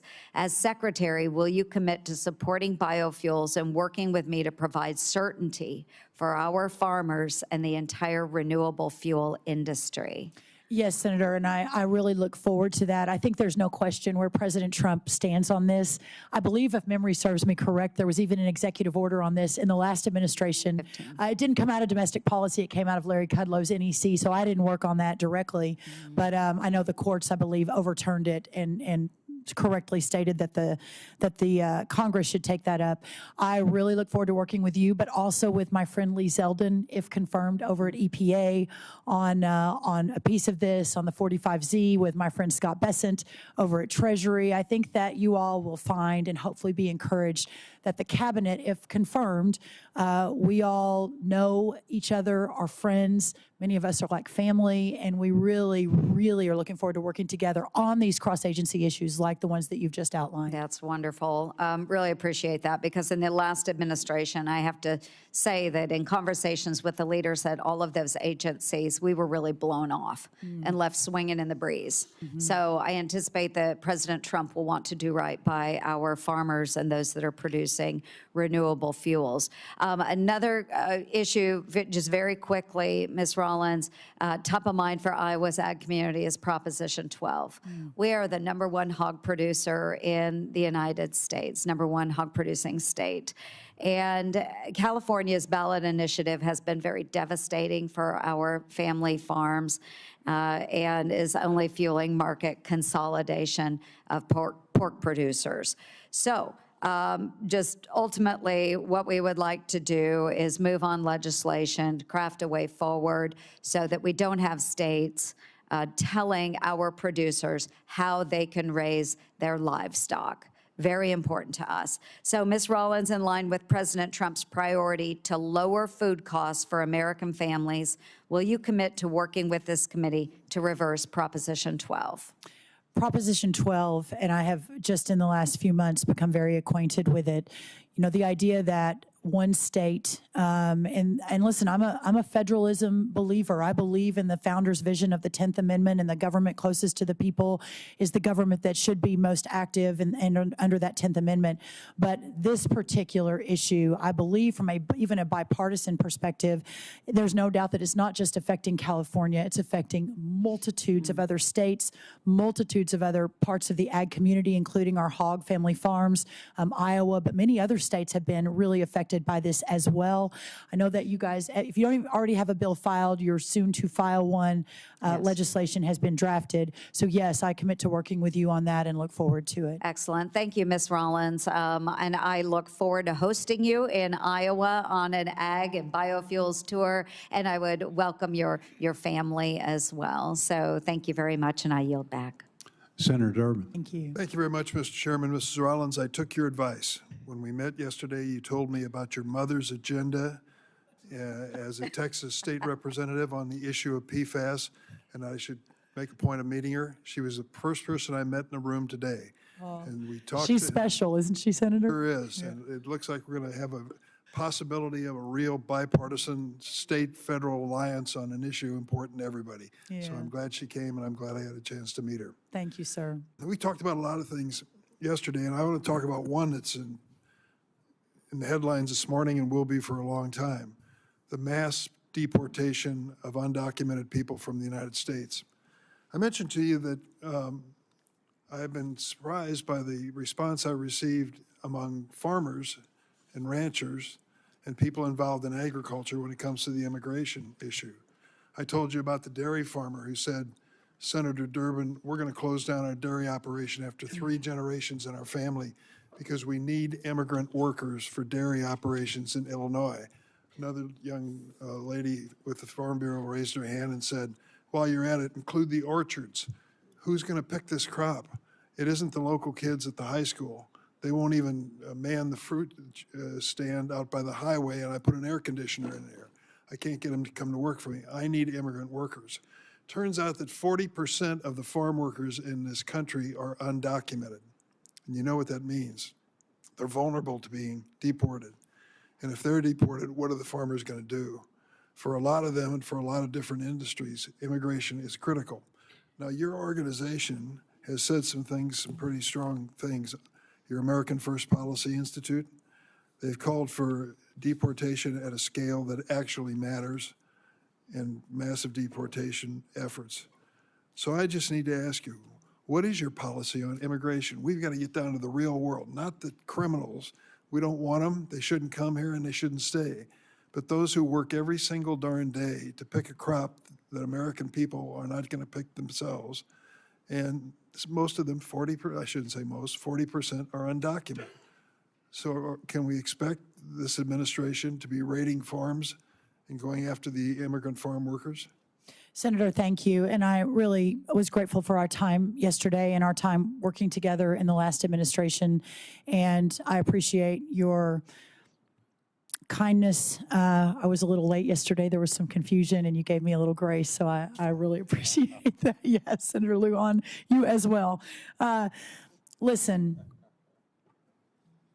the president's vision of a secure border and a mass deportation at a scale that matters is something I support. I was his domestic policy director in the last White House. I have built and led an organization alongside Chad Wolf, our former Secretary of Homeland Security, at the America First Policy Institute.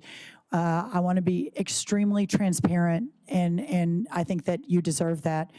That is my commitment, is to help President Trump deploy his agenda in an effective way, while at the same time defending, as if confirmed, Secretary of Agriculture, our farmers and ranchers across this country. And so having both of those, which you may argue is in conflict, but having both of those as key priorities, my job is to work with, if confirmed, the Secretary of Labor, Lori Chavez-DeRimmer from Oregon, but she herself has family farms in California and Oregon, to work with her on the H-2A program, to also work with all of you to reform and perhaps modernize that H-2A program. We'll also say that the president has been very clear that this first round will be aimed at, as you mentioned, those who have committed crimes and are criminals while inside our borders over the last 4 years. So we will follow the data. We will follow and listen to our farmers and ranchers as this is moving. And my commitment is to work with all of you to work to solve and do everything we can to make sure that none of these farms or dairy producers are put out of business. Now, I support your answer. Dangerous people shouldn't be here, and if they're here, they should be gone, period. But when we're talking massive deportation, we're gone beyond dangerous criminals. And I just wonder if we ought to give fair warning to farmers and ranchers across America that if you have immigrant labor, you can expect federal agents to come and search your property. Is that in the future for farmers and ranchers under the mass deportation plan? Sir, I have not been involved in that. The president's current plan, I cannot answer that one way or the other.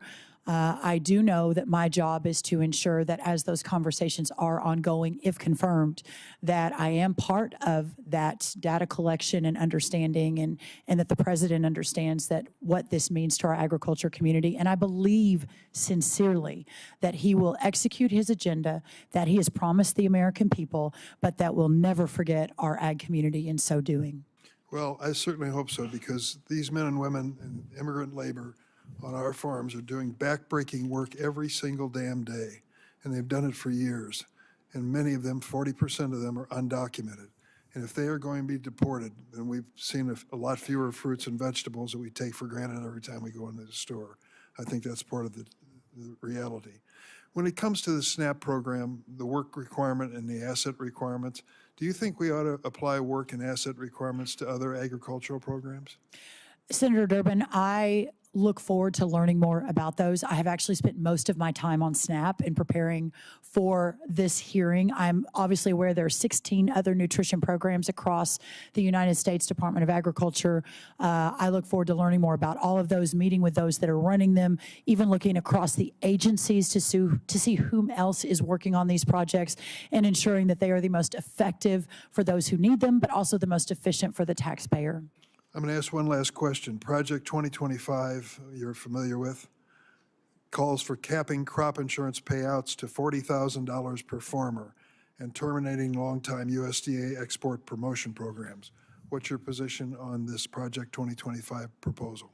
Sir, the America First Policy Institute was not involved at all in Project 2025. We were in no meetings. We were not part of any policy process and had nothing to do with it. And so I'm sorry, I don't know that I can answer that specifically. I will say that my role is to defend farmers and ranchers in our ag communities and our rural communities with everything I have. So as I am looking at all of these programs, aside from anything that other think tanks put together, my commitment is to ensure that we follow the data and protect our ag community. Thank you. Thank you. Senator Hyde-Smith. Thank you, Mr. Chairman, and congratulations. I'm so proud of you and so excited to get to work with you. I think it's really neat that you got the call from President Trump, and I believe you were in Newton, Mississippi. Newton, Mississippi, in the Walmart parking lot. That's when the call came. When you got the call on your way to the Auburn game. Yes. And I believe that went into 3 overtimes, if I remember correctly. It did, So- and the Aggies once again ran out of time, which is our November sort of game plan these days. Well, that was a super exciting day. Thank you. For sure, no doubt. And it was so nice to get to meet Mark out at the National Finals Rodeo. Thank you for accepting the invitation to come there.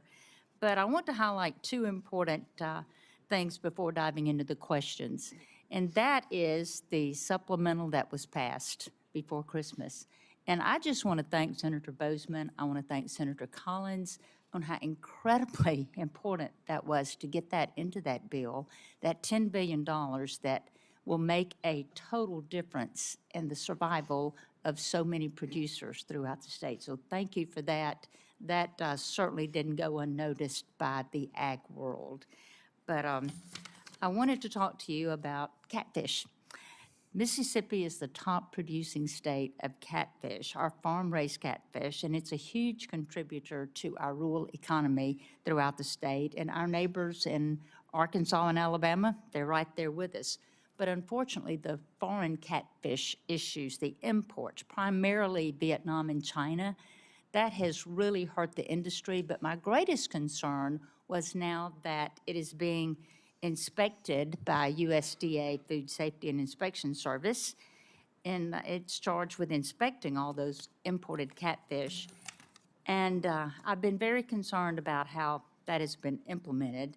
They are far more rigorous than the Food Drug Administration inspection, but the inspection hasn't been at the top of the priority list for the last administration. And that made a big, huge difference because there can be dangerous carcinogens in there, many elements that's harmful to human consumption that was getting by and not inspected. So if confirmed, will you work to ensure that FSIS tightens its imported catfish inspection responsibilities. Yes, ma'am. I really look forward to all aspects of the United States Department of Agriculture, but have heard from several of you that the inspection part of it could be significantly improved, and my commitment is to do everything I can to do just that.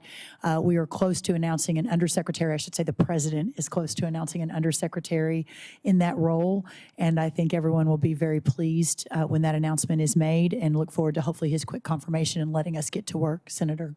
Wonderful. I thought that for years, as we're the top producing state there and as Ag Commissioner in Mississippi. And I also share your commitment, as you mentioned in your testimony, to addressing the H5N1 and the New World screwworm outbreaks as high consequences disease threatening animal agriculture. I've gotten several calls lately on that from producers that are very concerned about that. And I can remember the avian influenza threat, getting the Mississippi flocks. Betty, now that kept me up at night, and I had plenty of foam, plenty of water on standby, that if we had the outbreak, we were ready. But I was also involved in reopening beef exports markets after BSE, or the mad cow dissection, and those markets took over a decade to recover, when we had countries that did not buy our beef because of that for 13 years until we got that under control. But while much attention is given to the problem of animal disease outbreaks, I want to focus on the key solution that's often overlooked, and that is the importance of USDA veterinarians. And those are so critical. And despite the hiring freeze, those professionals are essential in protecting animal and public health and ensuring food security because of these outbreaks. The vets are currently managing the H5N1 outbreak by testing meat and milk and helping producers with biosecurity practices. But unfortunately, USDA has struggled for years with inadequate veterinarian staffing.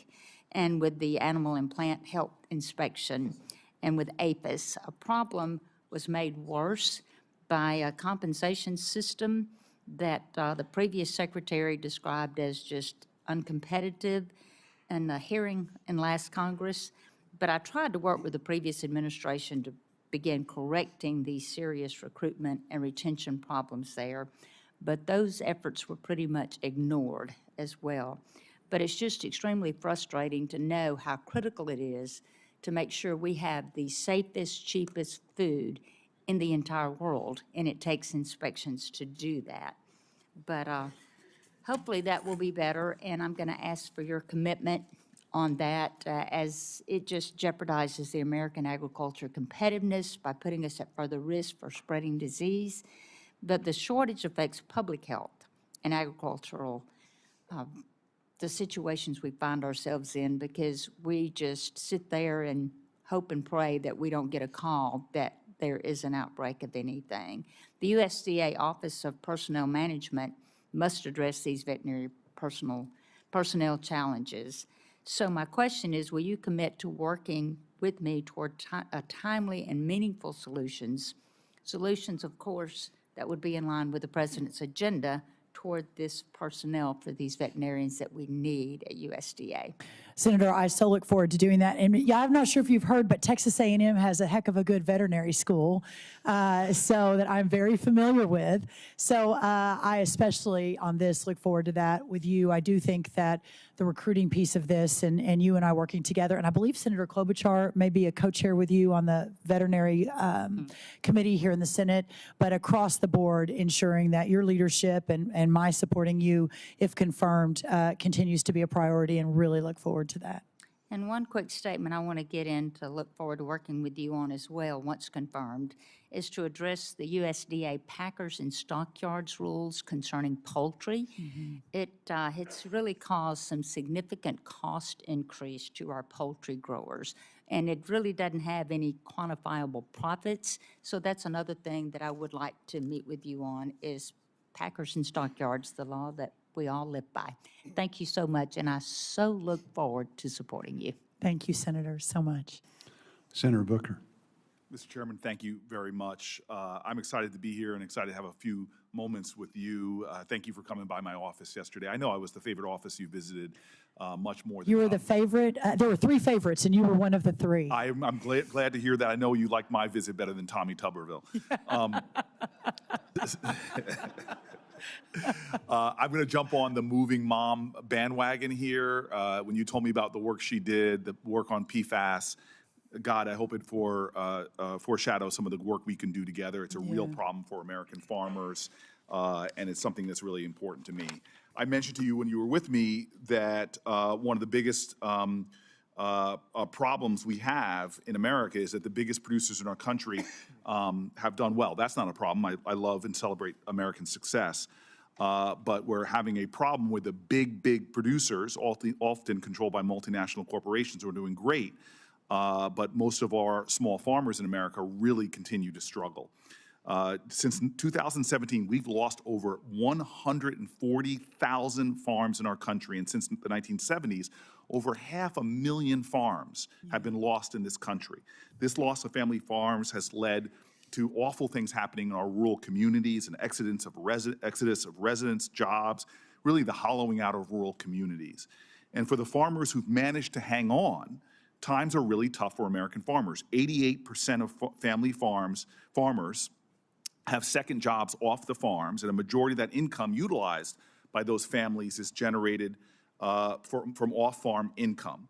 And right now, the USDA programs are structured in ways that serve well the biggest producers, but often do not work for small and mid-sized family farms. So I'm pushing in the upcoming Farm Bill to create an Office of Small Farms within the USDA that would be charged with looking at USDA programs and policies and finding ways to make them work for our small farmers.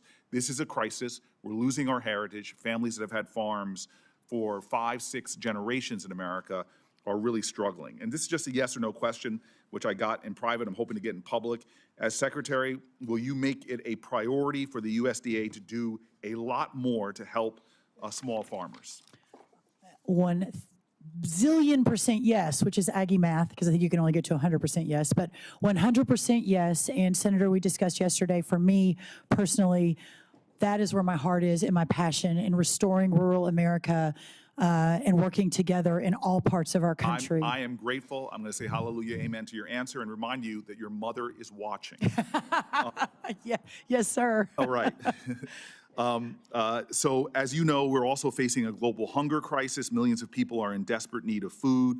For the past several years, Senator Bozeman and I have worked closely with the USDA to increase and expedite the USDA's purchase of commodities such as rice and wheat from U.S. farmers for shipment to countries where people are really suffering near famine-like conditions. It's a win-win for us. The USDA purchases really help our farmers, and at the same time, we're able to provide life-saving food to children and families around the globe. I know that you and I share a deep faith. It's a motivation behind what we do in our work, and you believe that the gospel calls on us to help people in need, but it's also a national security issue for America in helping to stabilize other nations that are facing crises.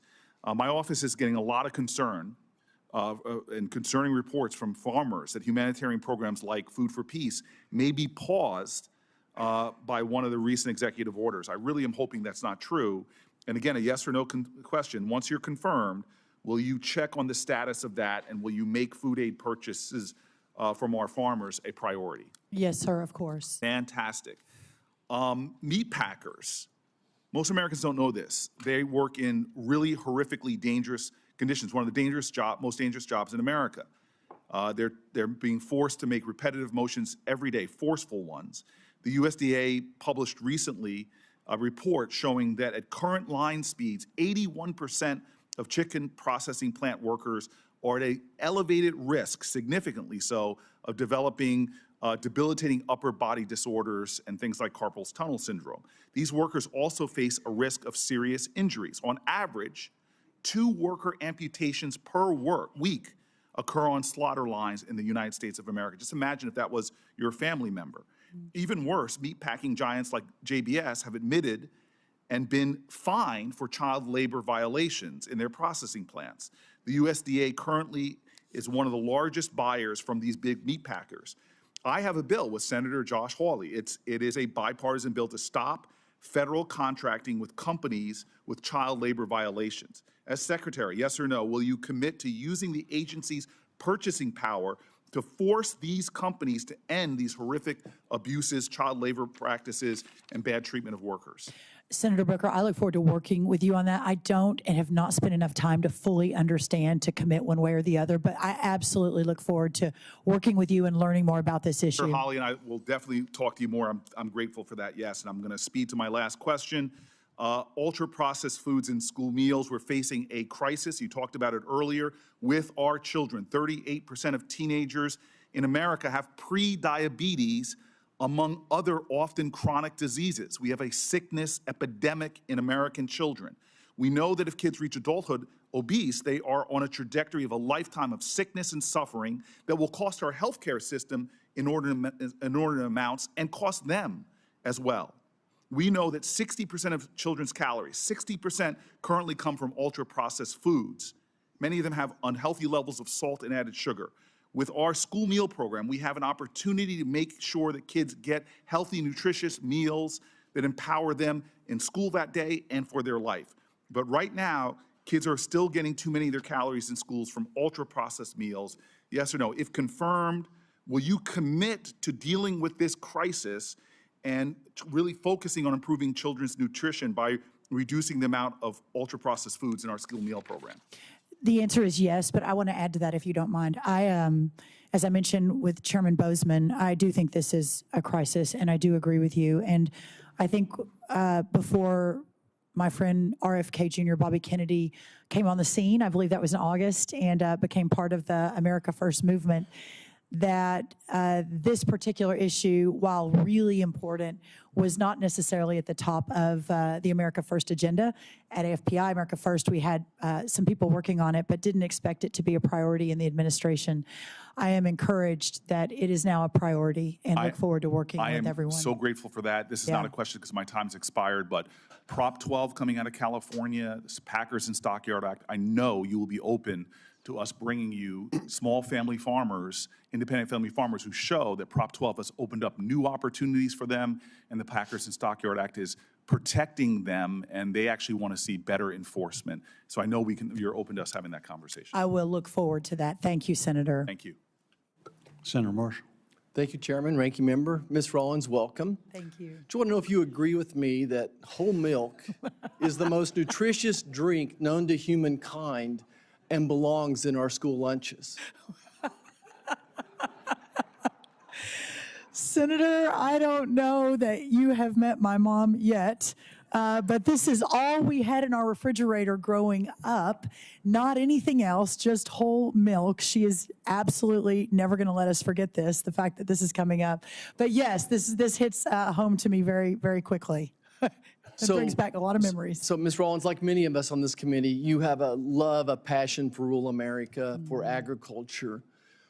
Tell us where that comes from and why this job is important to American agriculture in rural America, just from your heart. Senator, thank you. The fact that I'm sitting here today, that I am in the United States Capitol, that I'm sitting in front of this committee, that I am serving at the appointment of the President of the United States as one of his potential cabinet members, but yet I grew up in a town of 1,200 with a single mom, with two little sisters, went to Texas A&M on an agriculture scholarship because my love, but also we needed the money. That Future Farmers of America is the organization that set my path so many years ago. I am fighting for the next Brooke, who is growing up in a little bitty town with a single mom, that her weekends are spent on horses and raising cattle and barrel racing and at Friday night football, at least in the South, and making sure that those communities continue to raise and provide thriving and incredible opportunities for the next generation of leaders so that this country can continue in the next 250 years to do what we've done in the last 250, and that is to create and govern under our founders' vision of the greatest country in the history of the world. And this work and this committee and this moment in time is the backbone to all of that. Yeah, Ms. Rollins, it reminds me of a song that growing up a Kansas farm boys mostly having fun. And I think that's what you're describing. It was That's mostly right. having, it was a simpler time. You pointed out earlier, 90% of rural America supported President Trump in the election, over 90%. Now, every time I see the president, the first thing he asks me is, Roger, how are your farmers and ranchers doing in Kansas? Can you just share with this committee President Trump's compassion for farmers and ranchers? Do you have similar conversations with him as well? Yes. Senator, one of the illuminating moments of my time with him in the last administration, and it was, as you can imagine, an adventure beyond any imagination to be next to President Trump for 3 years and then to continue to work with him after he left the White House to build the America First Policy Institute and continue the policies for the next 100 years, not just for this moment in time. But I, in the last West Wing, I believe I'm speaking correctly, was the only person with an agriculture background. And that wasn't widely known because I was managing the entire portfolio. And but anytime in any senior staff meetings or anytime we were in the Oval Office and these issues would come up, he would always point to me and say, where are we on that? And it was so clear to me that that is where his heart is. I'll never forget a cabinet meeting where we were having a discussion about some big corporate entity who had asked for a very large sum in the multis of billions of dollars for a project. And that same week he had been asked for that project, he'd also visited some farmers in Georgia. And I'll never forget, I was sitting behind him because I was not part of the cabinet, I was part of the senior staff. And I'll never forget, I don't think the media was in there, but he looked at the entire cabinet and then turned, over his shoulder and looked at us who were sitting behind him as his senior team. And he said, I'm not here for those guys who are asking for billions of dollars for their new project and their market value is many, many billions and billions more. I'm here for those farmers. I am here for those men and women that I met in Georgia yesterday who are hurting but never complain, never miss a beat, never stop doing what they're called to do, which is to produce for the families across America and across the world. That is who I am here, and we all, pointing to the cabinet and the staff, are here to serve. I think that was in maybe year 2 of the 4. And I've never forgotten it. And when he called me about this job, we talked about that again. Yeah, thanks, Ms. Rollins. So obviously, agriculture, rural America is important to you. It's important to the president. Would you just speak for a moment how important biofuels are to the farmers, to ranchers who benefit from some of the substrates coming out of that process and to rural America as well? And specifically how 45Z might impact rural America? I think that everyone knows where the president is on this, and he often jokes that there were a lot of meetings. I think a lot of you were in. Senator Grassley, I know you were in many of those in the last White House, making sure that the president fully understood the importance of exactly what you're talking about, Senator, on biofuels and especially to our farmers. I believe that in the last 48 hours, one of his executive orders on energy actually included a mention of biofuels.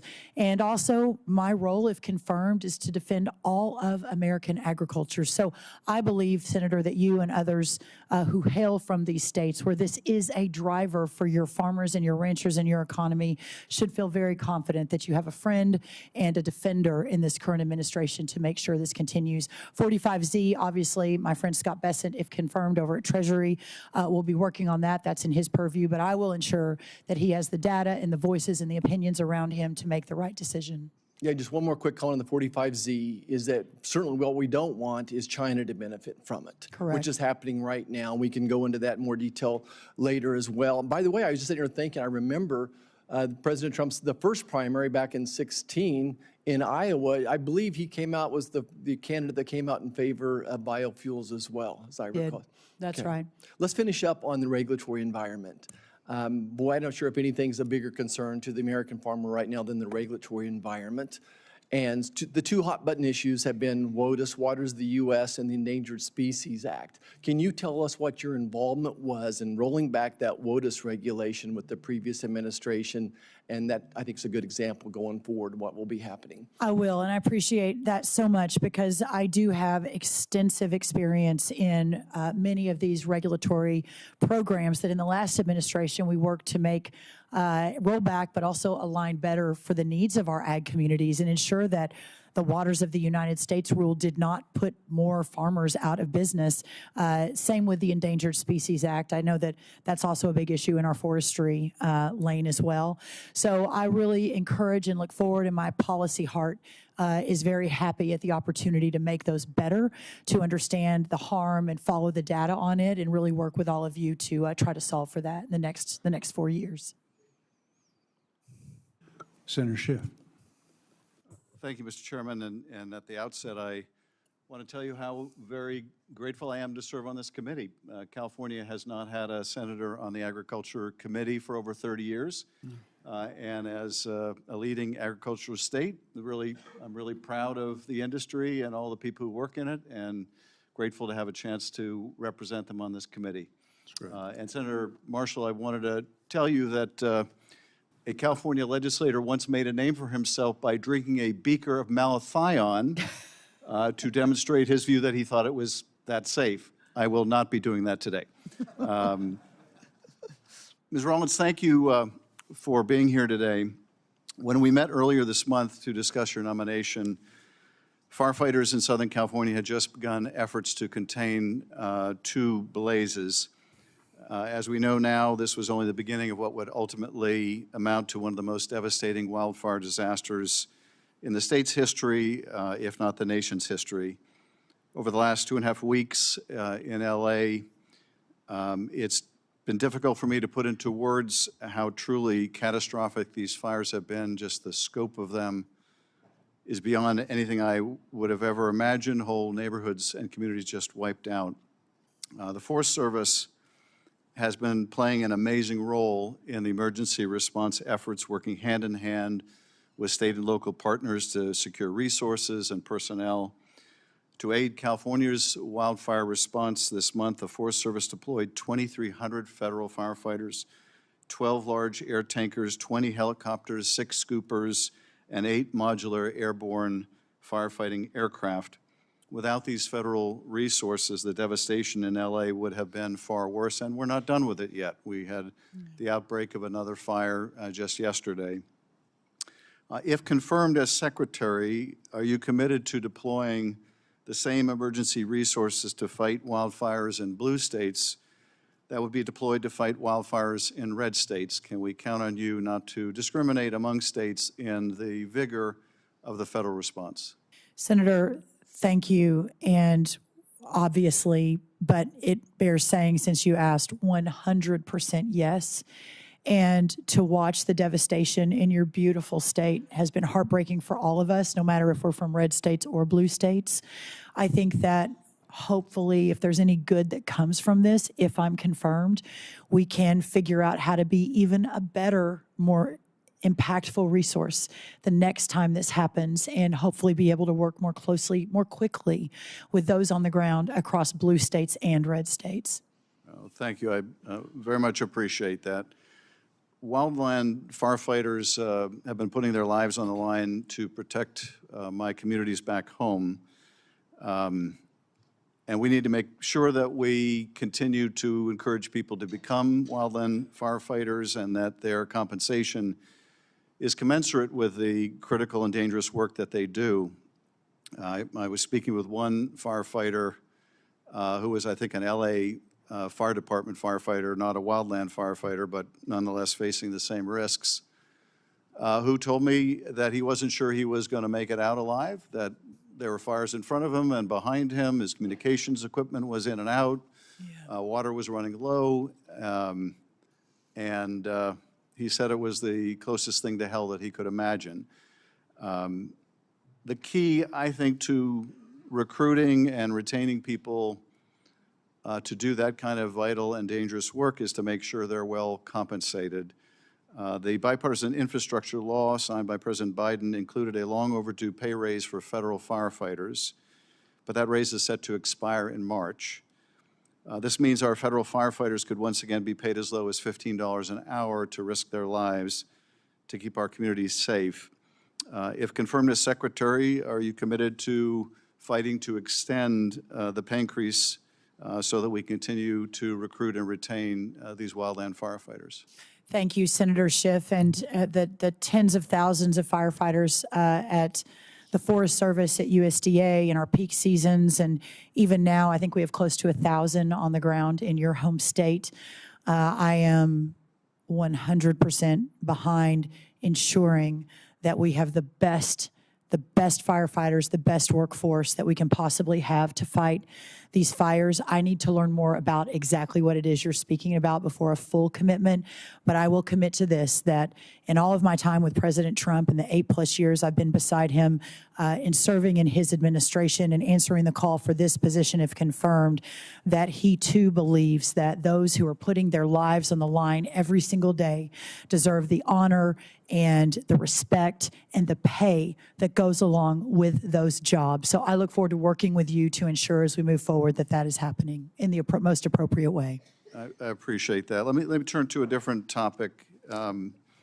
During the president's first term, USDA had to allocate tens of billions of dollars to offset the financial impact of the tariffs and the reciprocal tariffs that other countries imposed on our agriculture and on our farmers. But that financial assistance offered to farmers impacted by the trade war was not equally distributed.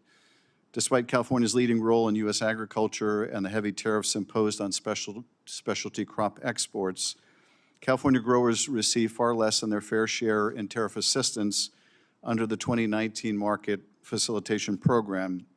Out of hundreds of specialty crops grown in the U.S., only 8 crops received direct assistance, and in the end, approximately 1% of the nearly $15 billion in USDA allocated resources went to California specialty crop growers, so about 1%.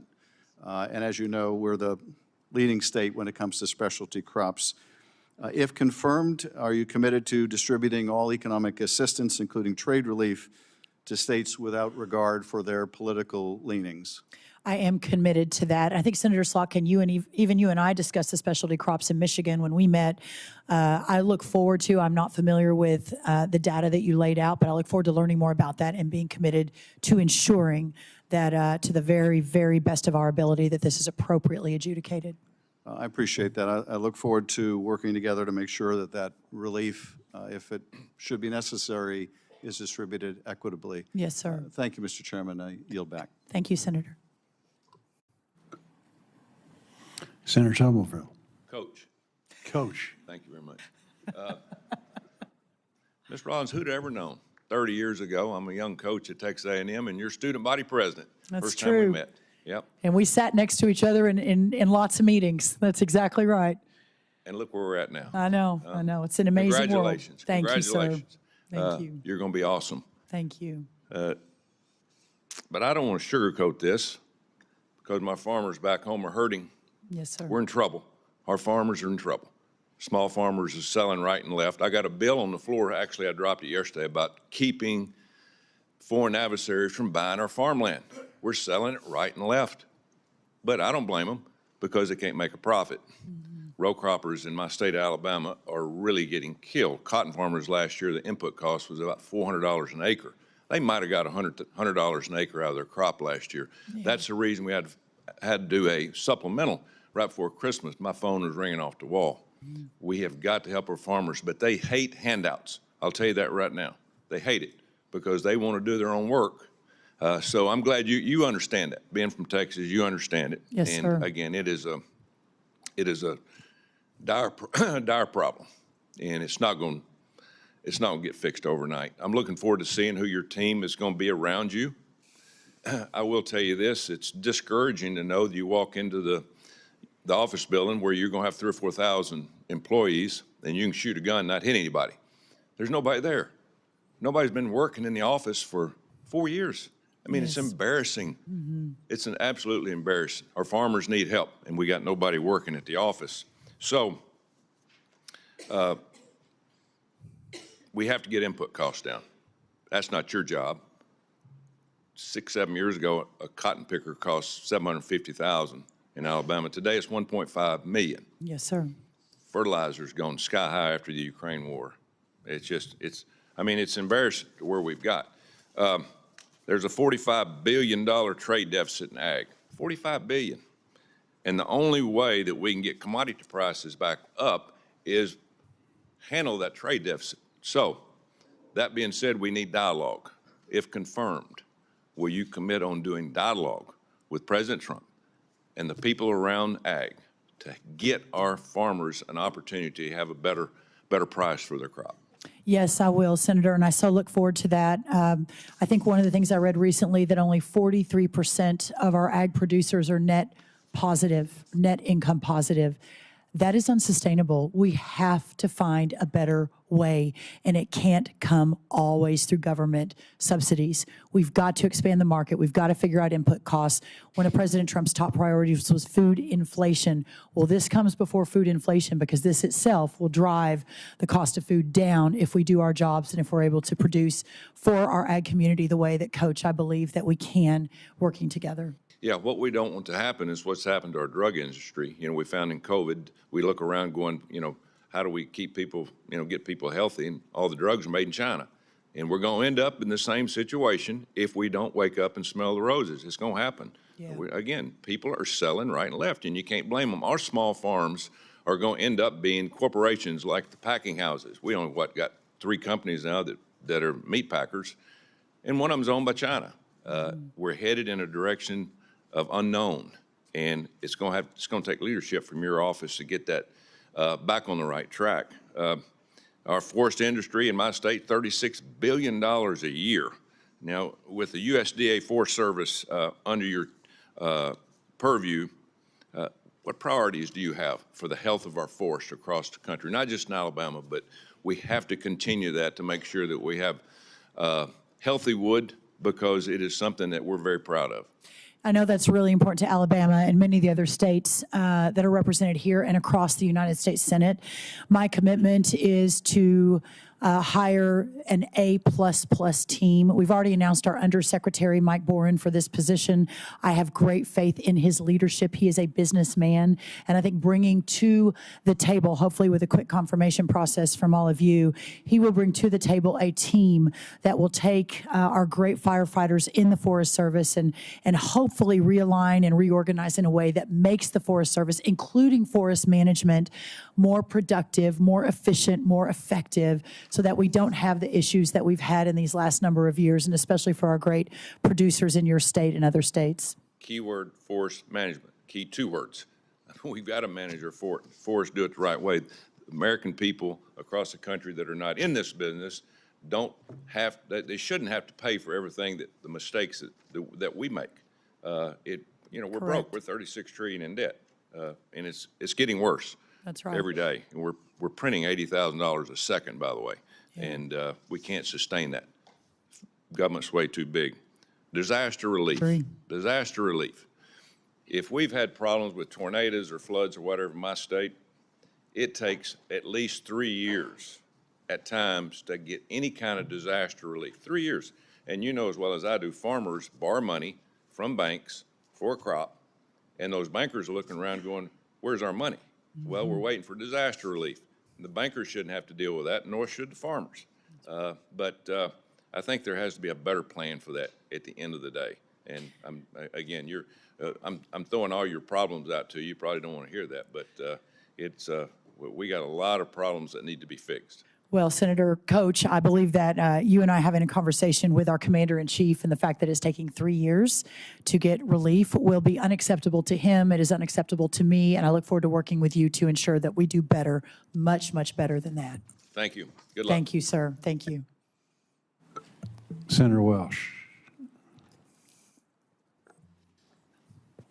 Thank you very much.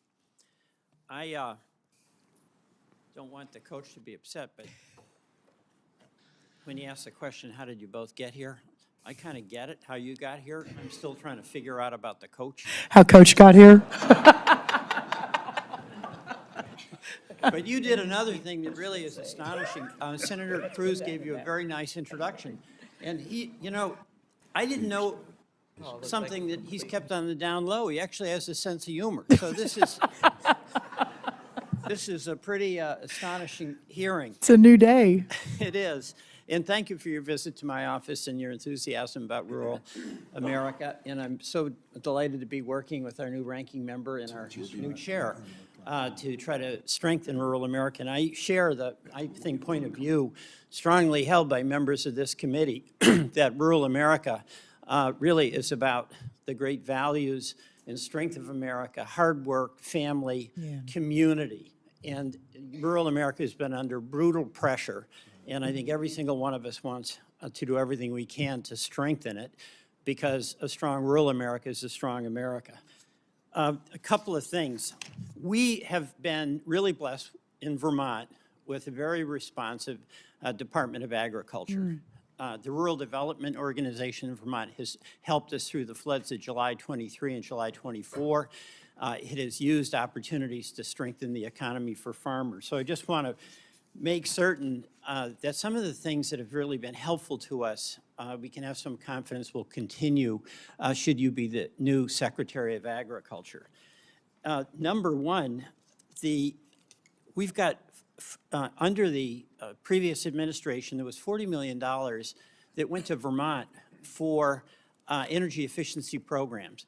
And we don't have to have a debate about climate change and whether it's real or not, but my view is this: agriculture and our farmers can help us deal with the weather events that are enormous by doing things where they get income to sequester carbon.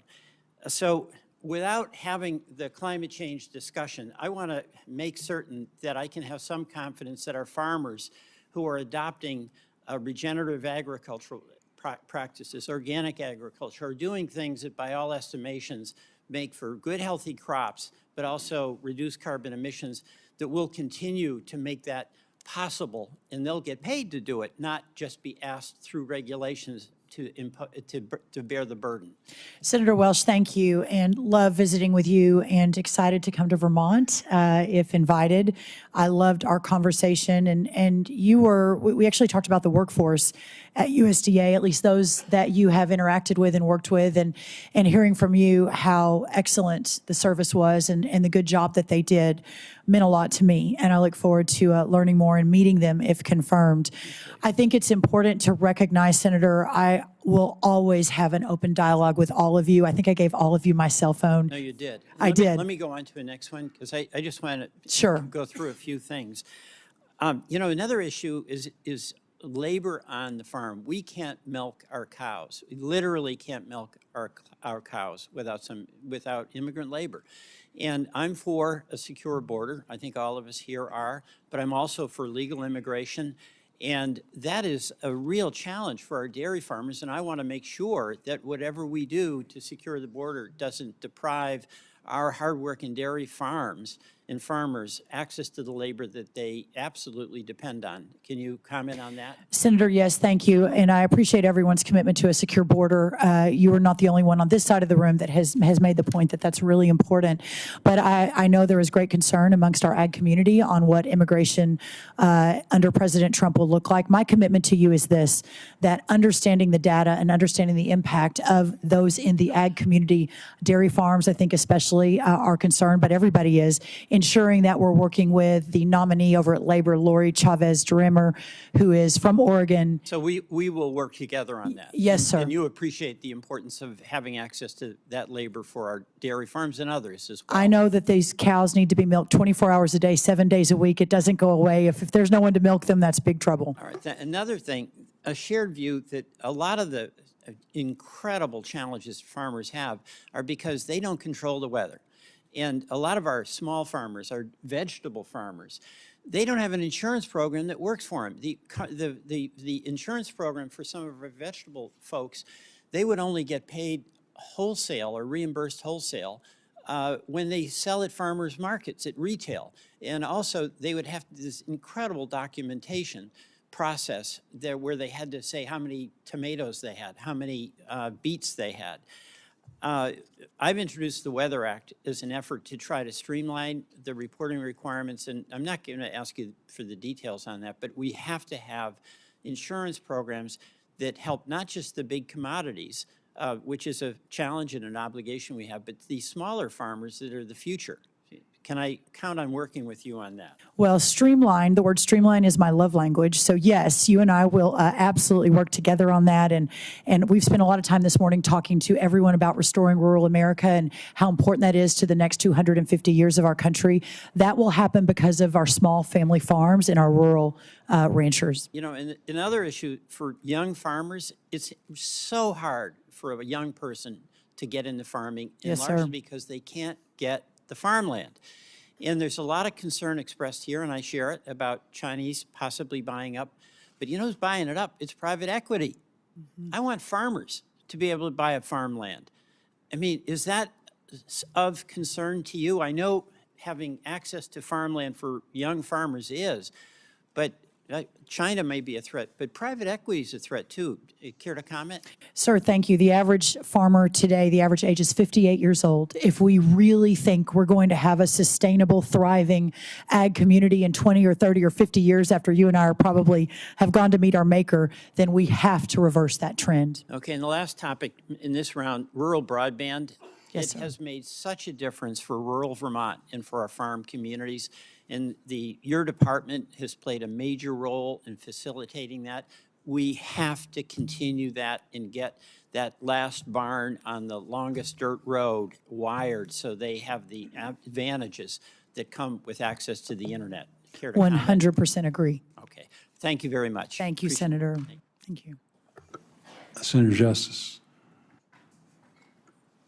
Well, first and foremost, to all those on this committee, you know, I thank you for allowing me to be on the committee.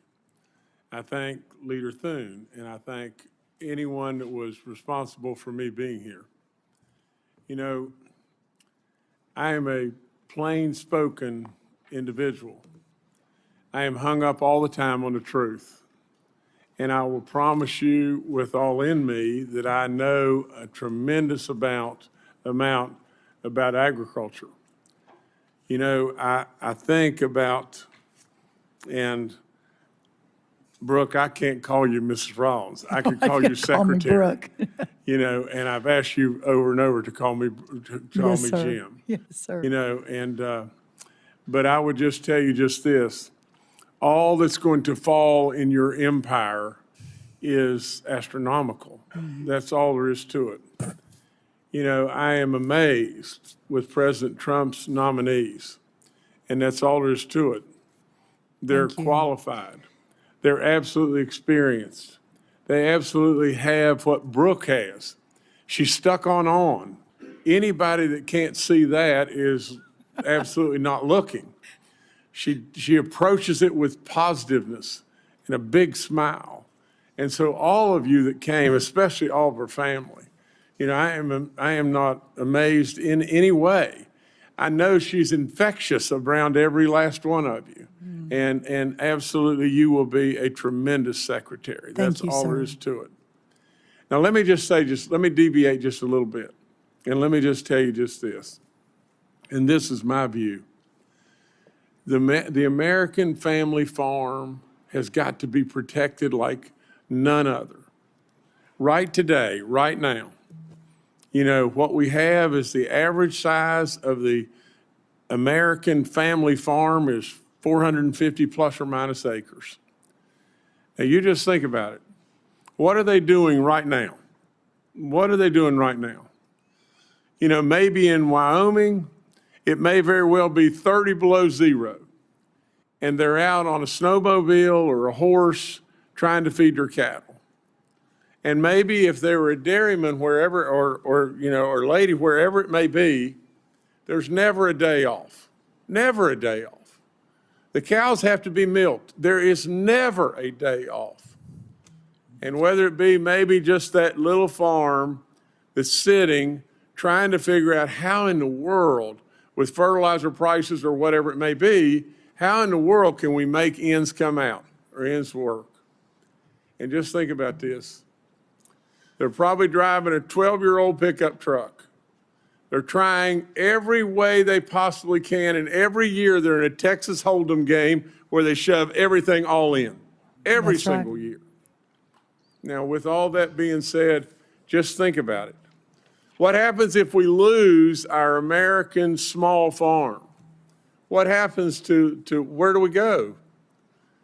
Corporate interests and on and on and on. They're a productive engine like you can't imagine on the planet. You can never imagine their productivity. They're a treasure to every single last one of us. And we better protect them and keep them on that farm. They can cash out today with their land, most all, and have a lifestyle that is so much better than their earnings every single year. And why do they do it? They do it because of one thing. They love what they do. They're the best of the best, and they love what they do. And we got to keep them there, and we got to protect them in every single way. I know it in my heart, and I believe it with all my soul. If you'll just step back and look, the grocery store's a mile long, food beyond belief. Now, I know we've had an increase in food prices, and we need to do something about that if we possibly can. But with all that, we enjoy a luxury that is off the chart. What we throw away, many around the world would beg to have what we throw away. It's a luxury beyond belief. And that small farm that I'm talking about provides us that luxury. Now, Brooke, I've really only got one question for you, and it's just this. And I don't have enough time to go into all the specifics. But from a value-added standpoint, if I could deviate just a second to forestry, and I look forward to telling you about this because I've got a plan that really could very well help bring our furniture manufacturing, our cabinetry, our flooring manufacturing back from it being in China, Vietnam, and Mexico, where we've lost it all for all practical purposes, back to us. We'll talk about that.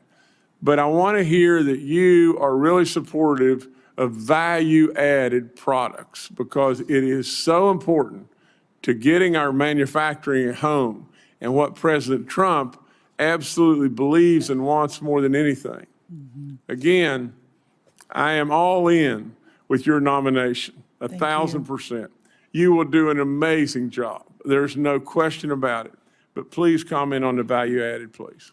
Sir, there is no excuse why everything in American agriculture and America in general, but we're here to talk about ag, is not the best of the world, that everything that we work on is of the most excellent approach, and that we continue to build and feed and thrive and preserve the American heritage of the greatest farmers in the world.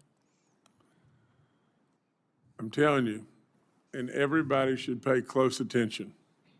She's a superstar. Thank you, sir. And we need her. We need her. So Thank you, sir. I'm maybe humbled. it's premature, but congratulations. As long as I have baby dogs support, that's the important You got thing. baby dog with you every single day. Thank you, sir. I so appreciate that. Thank you. Thank you. Baby dog was the difference in you getting on the committee or not. Baby dog We like you. trumps We really me like every baby single dog. day. Senator Warnock. Good morning. I don't know how to follow that. Welcome to the committee. Thank you, sir. Thank you, Chairman Bozeman. I want to take a moment to congratulate you and Ranking Member Klobuchar on your appointments to lead this committee. I look forward to working with both of you. I've met with each of you, and I've enjoyed our relationship and the work that we've tried to do and the work we've done. Ms. Rollins, good morning. And morning. Welcome to you and also to your family and all those who are here to support you. And congratulations on your nomination. Thank you. I enjoyed also meeting with you last month to discuss your nomination and plans for USDA. And this morning, I'd just like to follow up on some of the issues, many of which we've already discussed.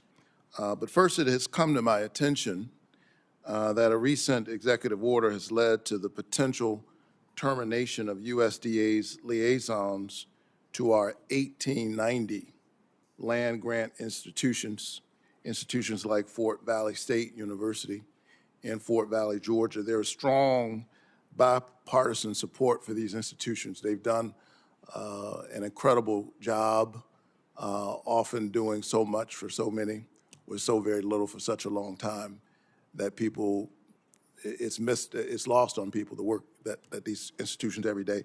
I'm deeply concerned about this and the actions to shut out their voices at USDA. Ms. Rollins, if you are confirmed, will you commit to supporting our 1890 institutions? Sir, I believe Prairie View A&M is one of those 1890 institutions, which I'm very familiar with and partnered as a student at Texas A&M and in the last administration worked with. I am not familiar with exactly what you're speaking of, but my commitment to you is to find out and to continue a really important discussion and to learn more about the issue. Well, the executive order could lead to the potential termination of USDA's liaisons to these 1890 institutions, which help them to navigate their relationship with the USDA. Can I have your commitment to protect those who serve these institutions at the USDA? Again, sir, I would want to know more and understand more before I can make that commitment, but clearly those institutions are important. They are bipartisan supported, and you have my commitment to have a very robust dialogue at any moment, any time of day or night to ensure that we have all the data as we're making any decisions. I appreciate that. I've had good relationships and good work, bipartisan work, supporting these institutions, and I hope you'll keep your eye on that issue. I will. Last year, I worked hard with my colleagues in a bipartisan manner to provide $21 billion to help farmers recover from natural disasters like Hurricane Helene. Farmers, as you know, do incredible work. It's a tough business. There's so much you don't control. The margins are narrow, and so I do everything I can to protect my growers in Georgia. I cannot overstate how critical it is for USDA to distribute this assistance, this disaster assistance to Georgia farmers as quickly as possible, but also as equitably as possible. If confirmed, briefly, because I want to get through these questions, how will you work to ensure disaster assistance is distributed both swiftly and equitably? Yes, sir, thank you, and I'll try to answer quickly so we can go on.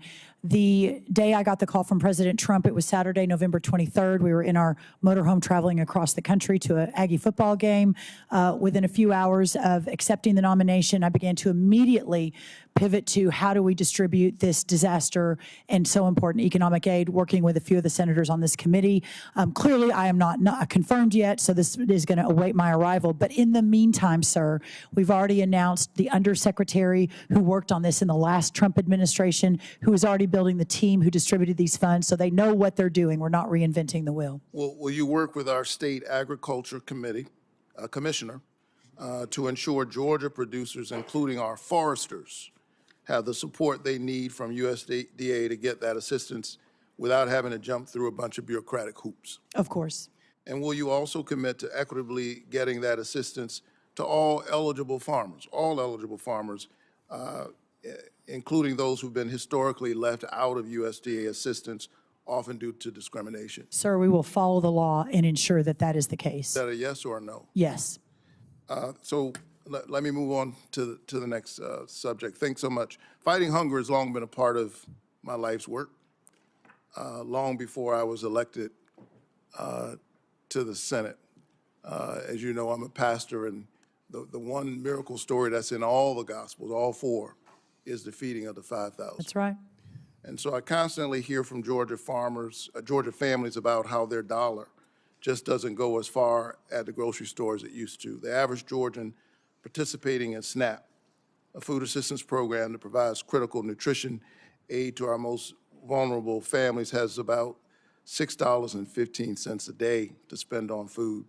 In your view, is $6.15 a day adequate to avoid hunger for Georgia families? Sir, this is a supplemental program. I am just getting my arms around it. There is few that will be in my role, if confirmed, that have a passion for this more than I do. Serving those who are most in need, as you and I discussed in your office, is a driving force of my entire life. It almost sent me to seminary, but I ended up in public policy instead. So you have my wholehearted commitment to look and ensure that the people who need this the most are receiving it in the best way possible, but at the same time ensuring that all of the tax dollars that are spent on it are also spent in the best way possible. One of the things, as these families struggle, one of the things that I'm concerned about are proposals to slash this critical assistance and create additional work verification red tape for families participating in these programs. Do you think creating more bureaucratic red tape for families will help them purchase nutritious food?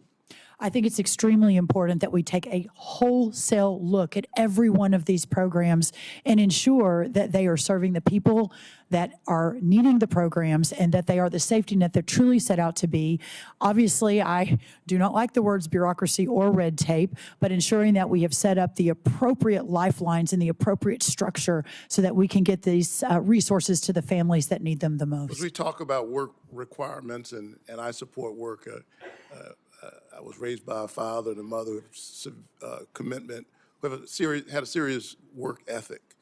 But we want to help these families have a basic safety net. Most poor people are children. I think it's important to remember that. Most poor people are children. SNAP lifts children, seniors, veterans, and folks with disabilities out of poverty, and is proven to reduce healthcare costs and stimulate our local economies. If you're confirmed, I hope we can find ways to work together to ensure our most vulnerable families and our neighbors can afford groceries. I think, as someone, again, who preaches the parable of, not the parable, but the miracle of the feeding of the 5,000, I think it's the right thing to do, but I also think it's the smart thing to do. Yes, sir. You have my commitment, and my friend Dr. Alveda King is here, and we have spoken of that multiples of times. So looking forward to working with everyone. I'm her family's pastor. Yes, sir. I'm very well aware. Thank you. Senator Grassley. Yeah. Congratulations. Like other senators, I think you'll do a good job. Thank you, sir. Want to start out by thanking you, like Senator Durbin did, for during the Trump administration, working with us on the First Step Act. You were actively involved in a lot of those negotiations between Democrats and Republicans on the Hill here, as well as between us and the first Trump administration. You worked hard.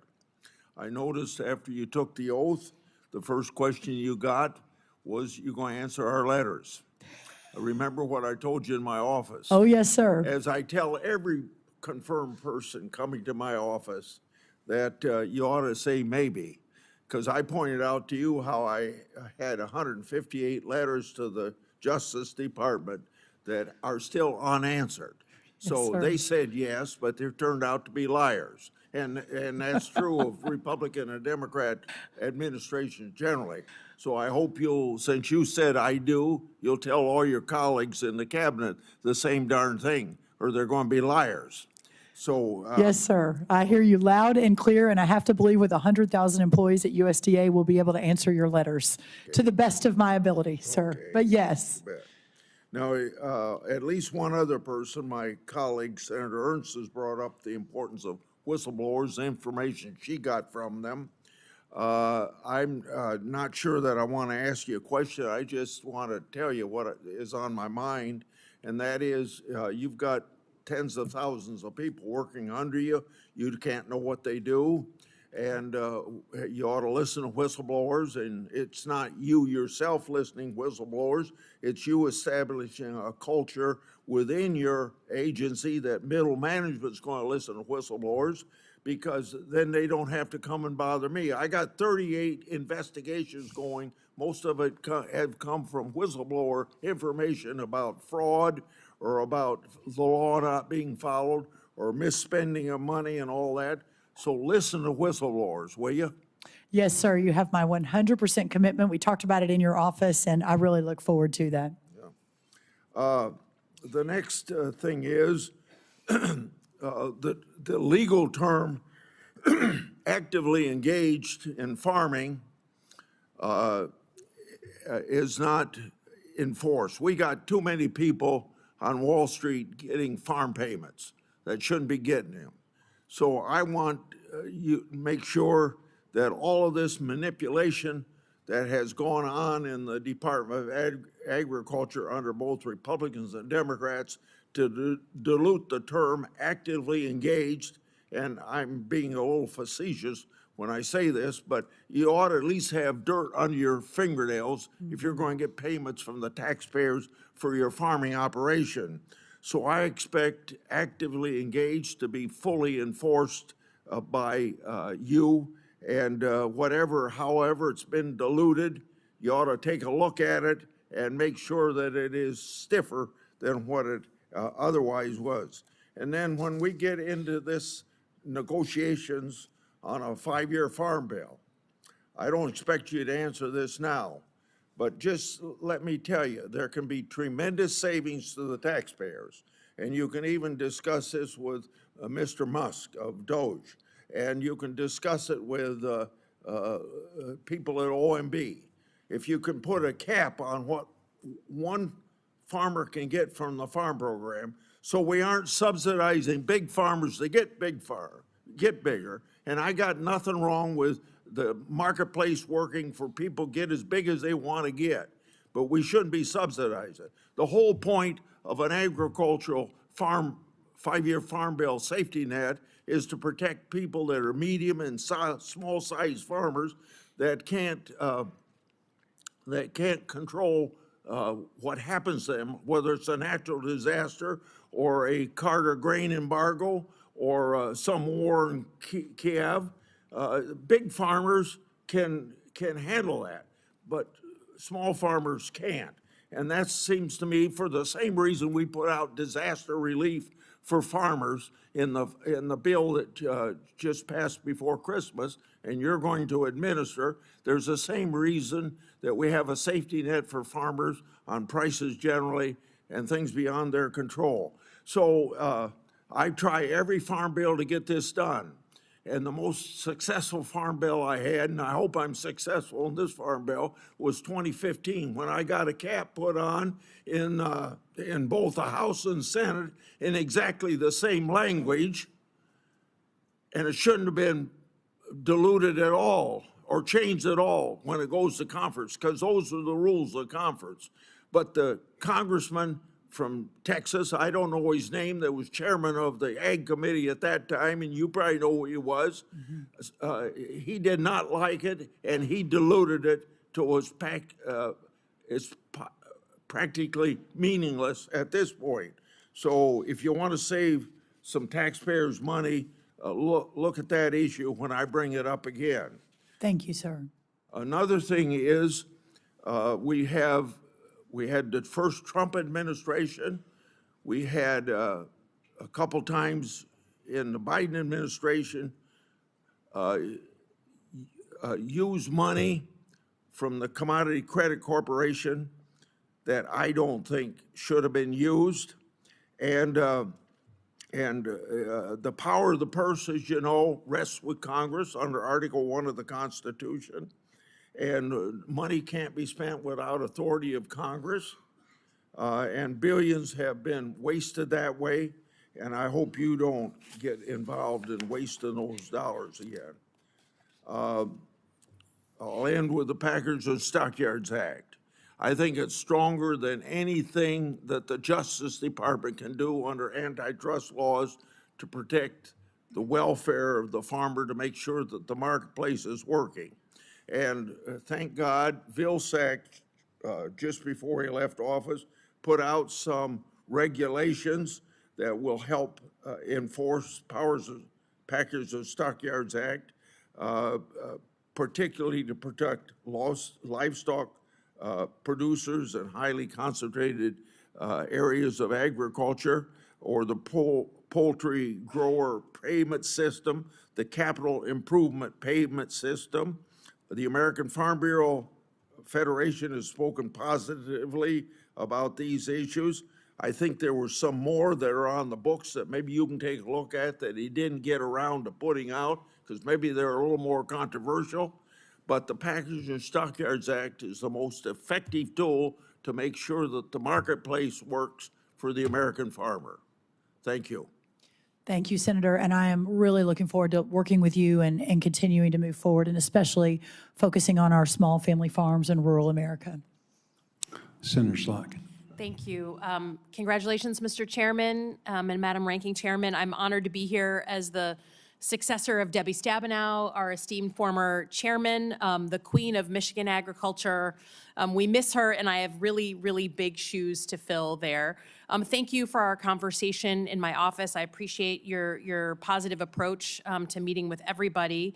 And I have the honor to live on my family farm, which used to be beef cattle, is now soy and corn alternatively. But I'm also a former CIA officer, Pentagon official. So I really come to the Ag Committee with a sense that food security is national security, and the United States should always be able to feed itself by itself. And everything flows from there. If people agree, then there's a lot of policies that become pretty clear.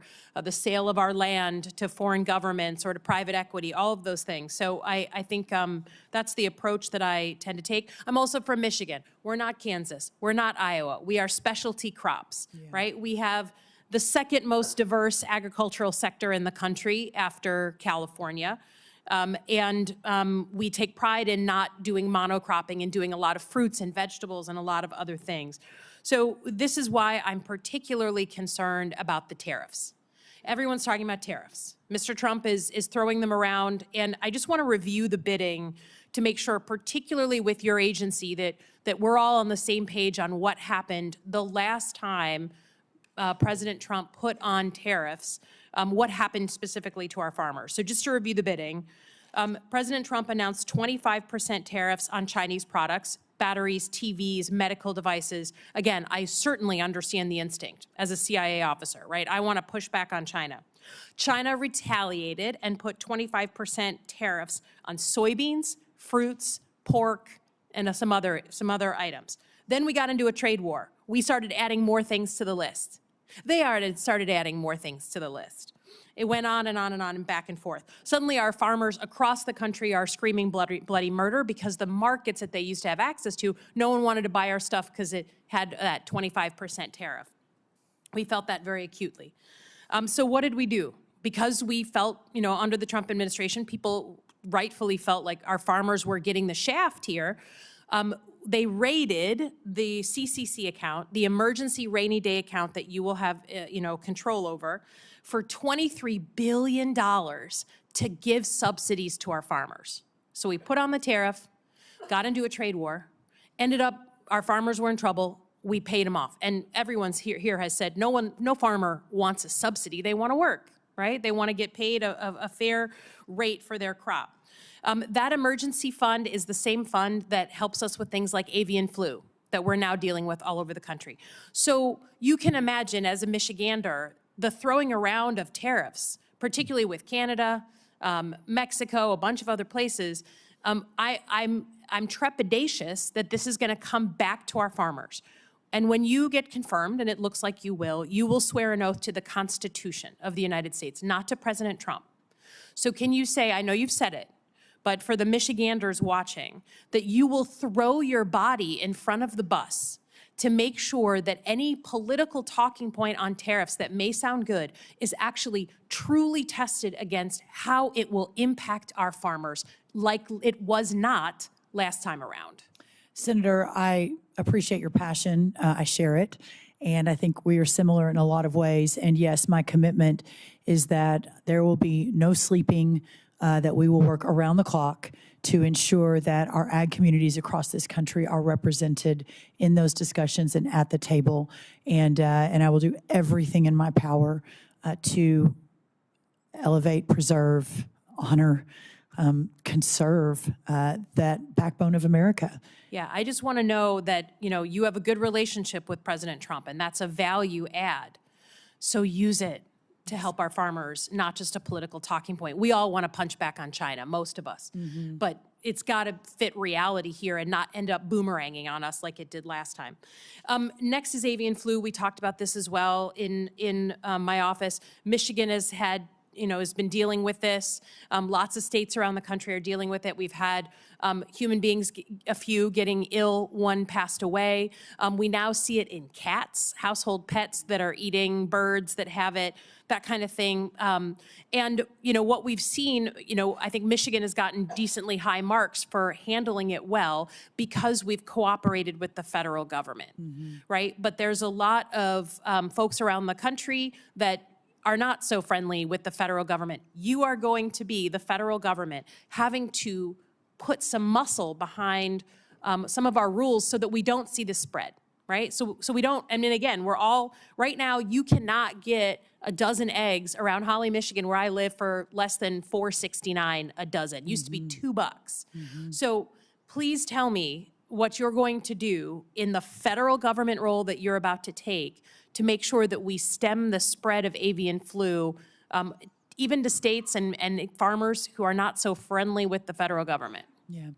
Thank you, Senator. And I do remember our conversation. It is certainly a top priority. I know in my opening remarks, it is one of my top 4 priorities on day one, putting the right team in place to ensure that, that what you discussed and outlined is happening. I do believe that with my depth of experience with working at all levels of government, specifically at the state level. I've been working closely, I believe probably mostly Republican, maybe all Republican, but all the ag commissioners I'm already in contact with, and if confirmed, will continue to work closely with them. I think there's no doubt that the all of government approach, working with the stakeholder community, but also the state and local officials, is going to be extremely important. And to your point about food security at the top of your remarks, that remains paramount, I think, for all of us. Yeah. And then lastly, I'll just echo some of Senator Warnock's comments.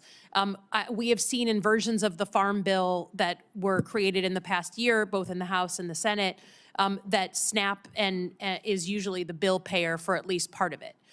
In cuts to SNAP, and then additional subsidies to some of our farmers, frankly, particularly farmers down south. I understand that that's popular. I would just ask you again to look into your heart. If the majority of poor people are children, that's not a work requirement that they can meet, right? So please just remember the children and be thoughtful about our approach on SNAP, not just, again, a political talking point. I will, Thank you. Senator. I yield back. Thank you. Thank you. Senator Fisher. Thank you, Senator Bozeman, and congratulations on your gavel. Look forward to working with you and with the ranking member. Thank you. Ms. Rollins, so good to see you. I really, really appreciated you coming to the office last month and the great discussion that we had. As you know, the agricultural industry is the economic engine of Nebraska. We grow a lot of corn and beans and wheat and sugar beets and livestock. So we understand the necessity of having that strong economy for our state, that food security, how important it is for our country, and I look forward to working with you in the future on that. Thank you. You noted in your testimony that we must demand strong and steady markets for our agricultural bounty, and this is a statement that I hear consistently from our producers as well. One of those really important markets for Nebraska's agriculture is biofuels. In his day one actions, President Trump emphasized the need for our country to be energy dominant. The president has long recognized that ag producers have a role to play in producing abundant homegrown energy, and he took steps in his executive order declaring a national energy emergency so that we can continue to allow for the sale of E15 year-round. And I've long led an effort to make this policy permanent. And I look forward to working with my colleagues to deliver on that part of the president's agenda. We know that there's going to be a number of other biofuel decisions that will be made in the coming months that will have significant impacts on the biofuel market. I know you've heard from a number of my colleagues on this committee about the importance of that. Can you just speak briefly about how you view the importance of biofuel markets for our farmers?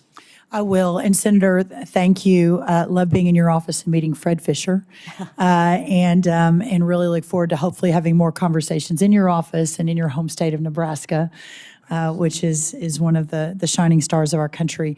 In the last few months, since the announcement was made that I was going to be, hopefully if confirmed, joining this administration and the cabinet as the head of USDA, I have had multiples of conversations with many of you on the committee and outside the committee. Your governor flew to Texas to give me a couple of hours of his time to make sure I understood specifically within your state, but frankly, how this affects so much of the Midwest and in our corn states.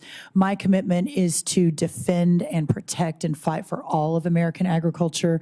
Clearly, in the last administration, this issue was under the National Economic Council, Larry Kudlow, so I didn't manage it under the Domestic Policy Council, but I was certainly in a lot of the meetings, which there were a lot of meetings, President Trump would tell you, in the Oval Office about this.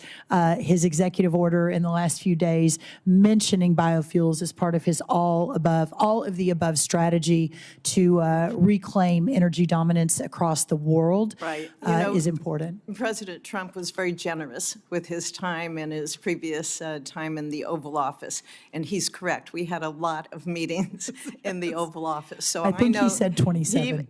Truly, and he would like to get this issue settled as well. I thought maybe we would last in the CR, but we'll continue to push for that.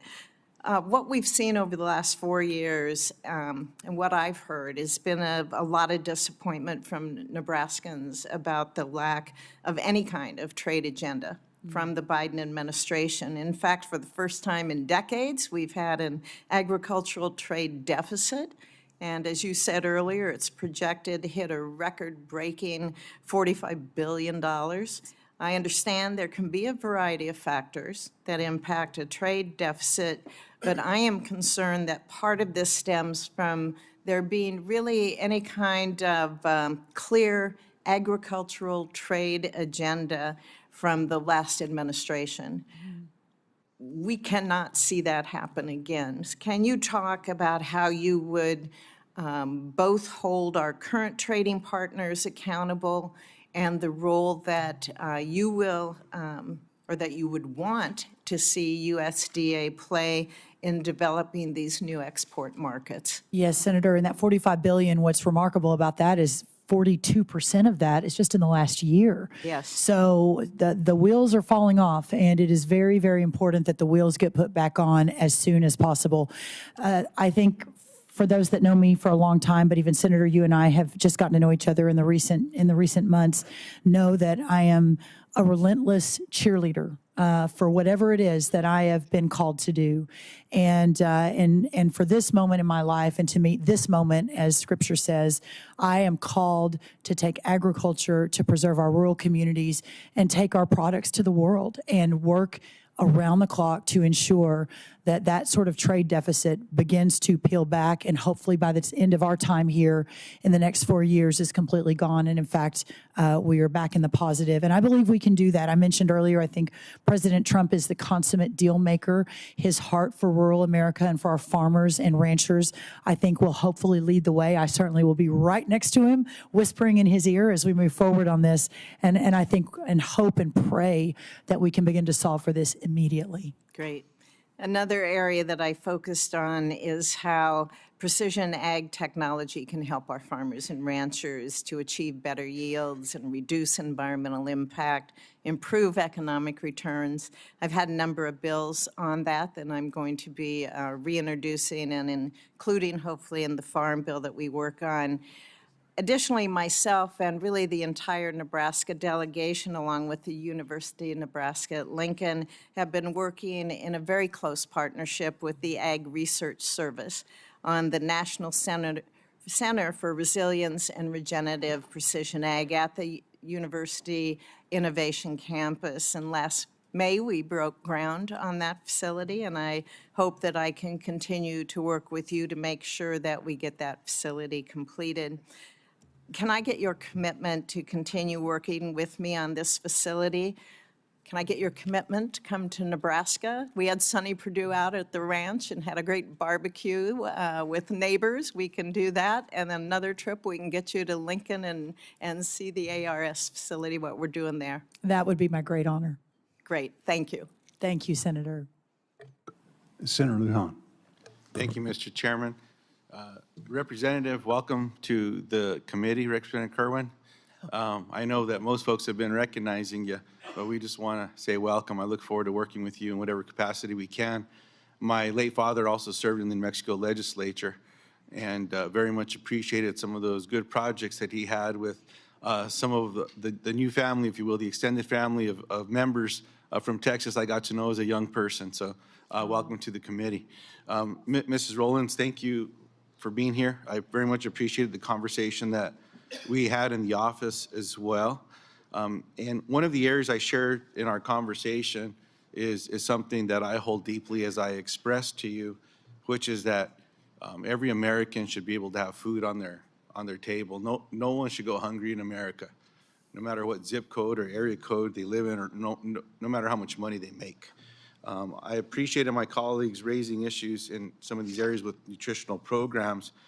And given the important role that the Secretary of Agriculture plays in administering federal nutritional programs, I'd like to better understand your vision for them. Now, I did my due diligence to go through the America First Policy Institute's documents, but I wasn't able to find anything that I could digest. It's probably the wrong word to use. When it comes to addressing hunger in America, yes. Do you agree that in America that, let me ask it this way. Do you believe that in an America that is truly great, that our children don't go hungry? Yes. Updates to the Thrifty Food Plan in 2000 and 2021, a program that you'd have a lot of say over, lifted about 2.4 million SNAP participants, including 1 million children, out of poverty. That's good. It's not great yet because we haven't done it all, but it's a good start.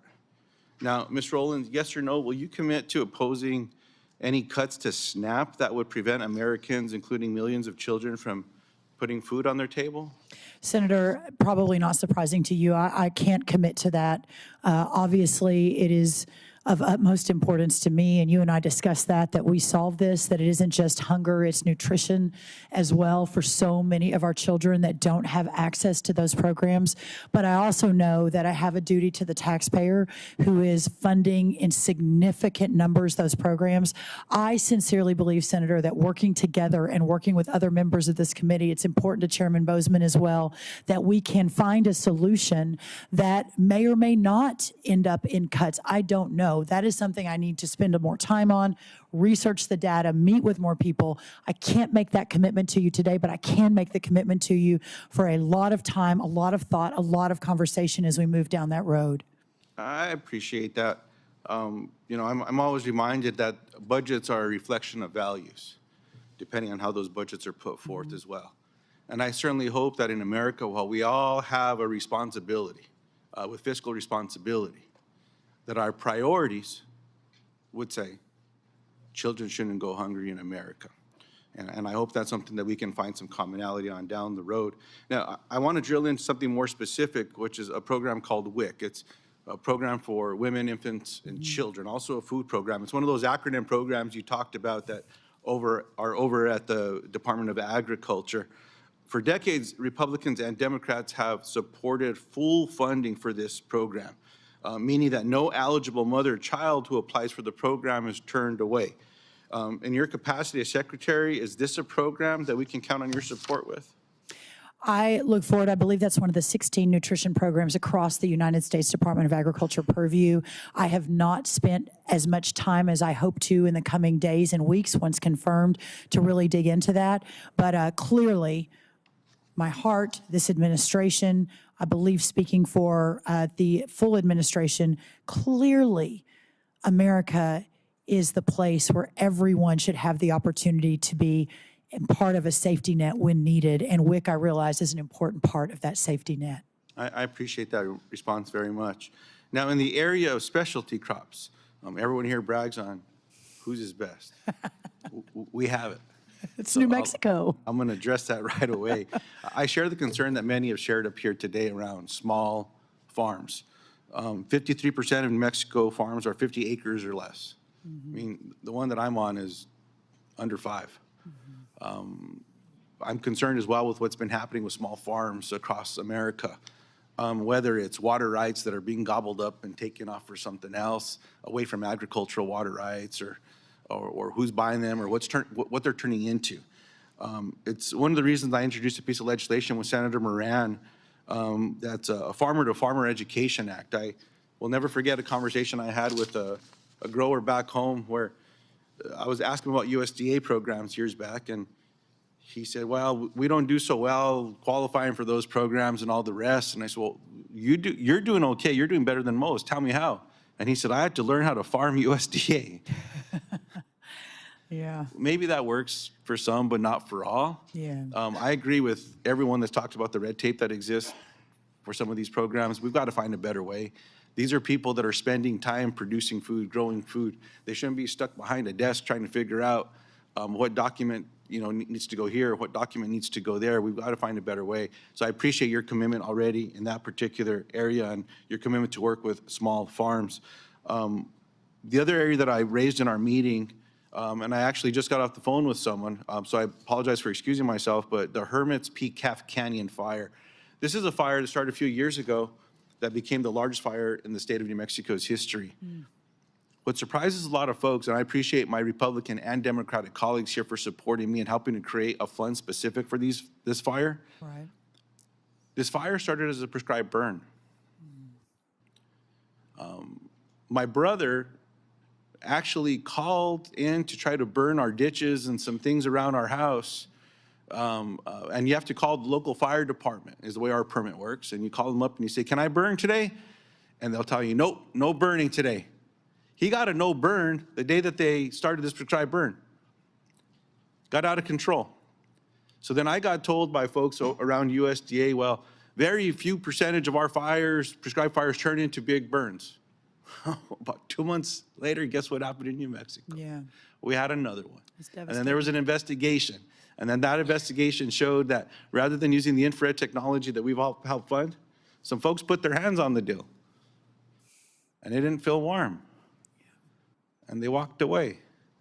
And the winds kicked up. And we know what happens when a little coal gets a little bit of a breeze. Sometimes we do it ourselves, give it a little breath. There's got to be a better way about ensuring that the technology that we can secure, the firefighters are going to get paid properly, but that we're going to follow this so that this does not happen anywhere in America again.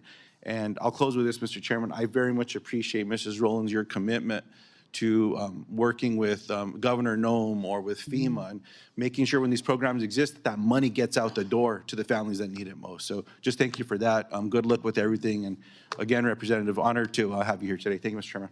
Thank you, Senator. Senator Moran. Mr. Chairman, I would defer to the senator from South Dakota, the majority leader. Otherwise, I will feel too much pressure to be brief. Well, they told me that the majority leader was here, and it is customary that he goes, but he was trying to show his servant leadership and let you go. Well, I was trying to do the same thing, and I defer and yield to the senator from South Dakota. Okay, Senator Thune, and I think it's a real tribute. Senator Thune right now is a busy person, Yes. trying to get the railroad going here and doing a lot of different things, but it just shows how important agriculture is, not only to him, but to his state. Yeah, Moran's just trying to get one up on me here, you know that. But thank you, Mr. Chairman, and thank you, Ms. Rollins, for willingness to serve. This issue is incredibly important, as you already know, to the folks on this committee. It's the #1 industry in our state of South Dakota. And so we know you're going to be great in this job and look forward to moving you along and getting you confirmed and off to work.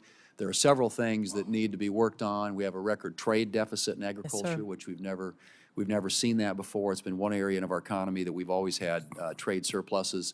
The emergency relief program has not worked well. There have been a lot of glitches that need to be smoothed out. We want you to jump on that one as well.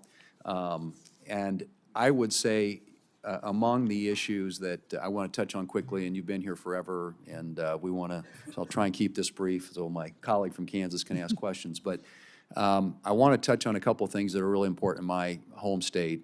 As you know, I've been a longtime supporter of mandatory country of origin labeling for beef products. And I would just say that South Dakota cattle producers work really, really hard and tirelessly to produce some of the highest quality beef in the world.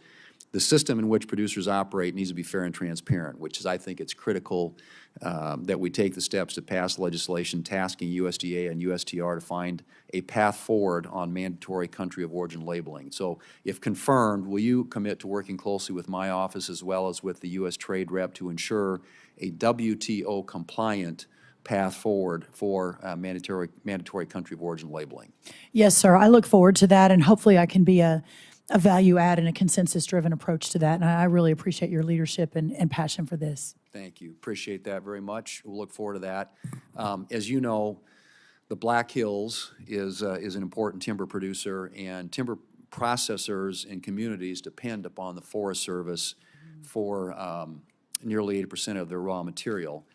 And in turn, the Forest Service depends on the capacity of the processors to care for and manage the forest. And I know this has been touched on already, but I want to talk specifically about the Black Hills. Since 2019, the timber sale program on the Black Hills Forest has been cut drastically. In fact, sales announced for this fiscal year are approximately 25% of what is allowed for in the current forest plan. In 2021, one of the three primary sawmills in the Black Hills closed, citing a lack of U.S. Forest Service timber sales as the primary factor. And today, the remaining sawmills are operating at 50%, incurring financial losses and trucking in material from other states. This is not sustainable. The Biden administration policies have decimated the timber industry, forest products industry in the Black Hills of South Dakota. And it's not sustainable for companies, communities, or frankly, for that matter, for the National Forest. We have got to manage our forest in a way that reduces the wildfire risk that exists out there. We're starting to see evidence of another pine beetle epidemic in the Black Hills. And so I guess my question is, if confirmed, will you commit to work with us quickly and the entire delegation of the Black Hills National Forest footprint and the forest products industry to understand the issues at hand and to give much needed attention and priority and hopefully relief to what is a very dire situation in the Black Hills National Forest? Yes, sir. I've become acutely aware that not just in your home state, but in multiples of home states, this industry is just being decimated by current policies. I believe I speak for the larger administration and President Trump that is unacceptable, and whatever we need to do within reason and within the law to turn the ship on that, you have my full commitment and as much time as I can possibly give building the best team, getting our undersecretary in this arena confirmed as soon as possible. But we've already begun the path forward on that, and I really look forward to working with you ongoing and hopefully moving very quickly. Thank you. We'll work quickly to get you confirmed, and hopefully the people who will have direct responsibility for this. It is that urgent. I mean, this is an emergency. I can't tell you, people in the Black Hills and the jobs that go with it are really desperate. All right, finally, on the beginning farmers, it's challenging, I think, as you know, because of some of the barriers to entry to get into agriculture. And so making that easier, not harder, and less expensive, not more expensive, is something that we've really focused on.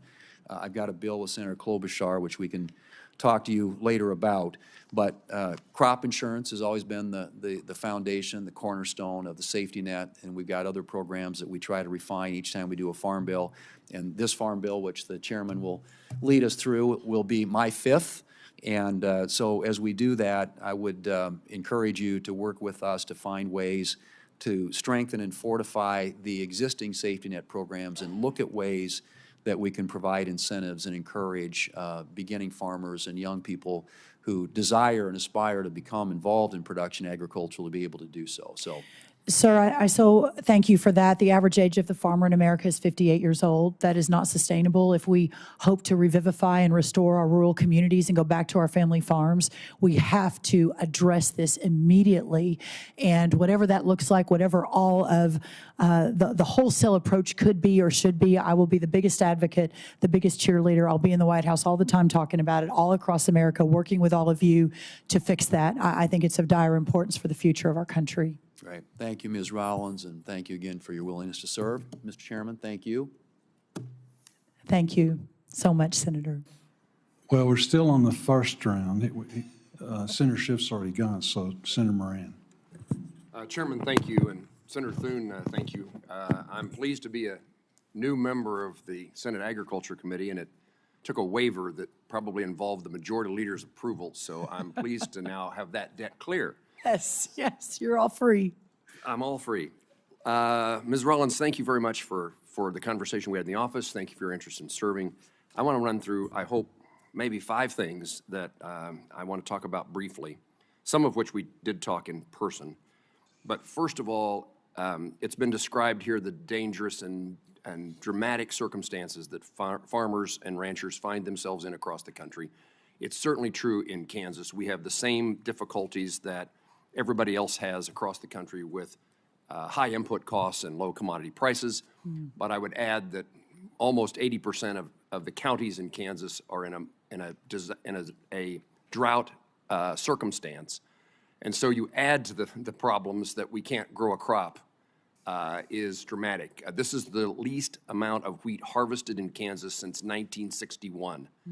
And so there are significant challenges. It highlights what Senator Thune said about the importance of our risk management program, crop insurance, and it is perhaps as important as anything else that we will do.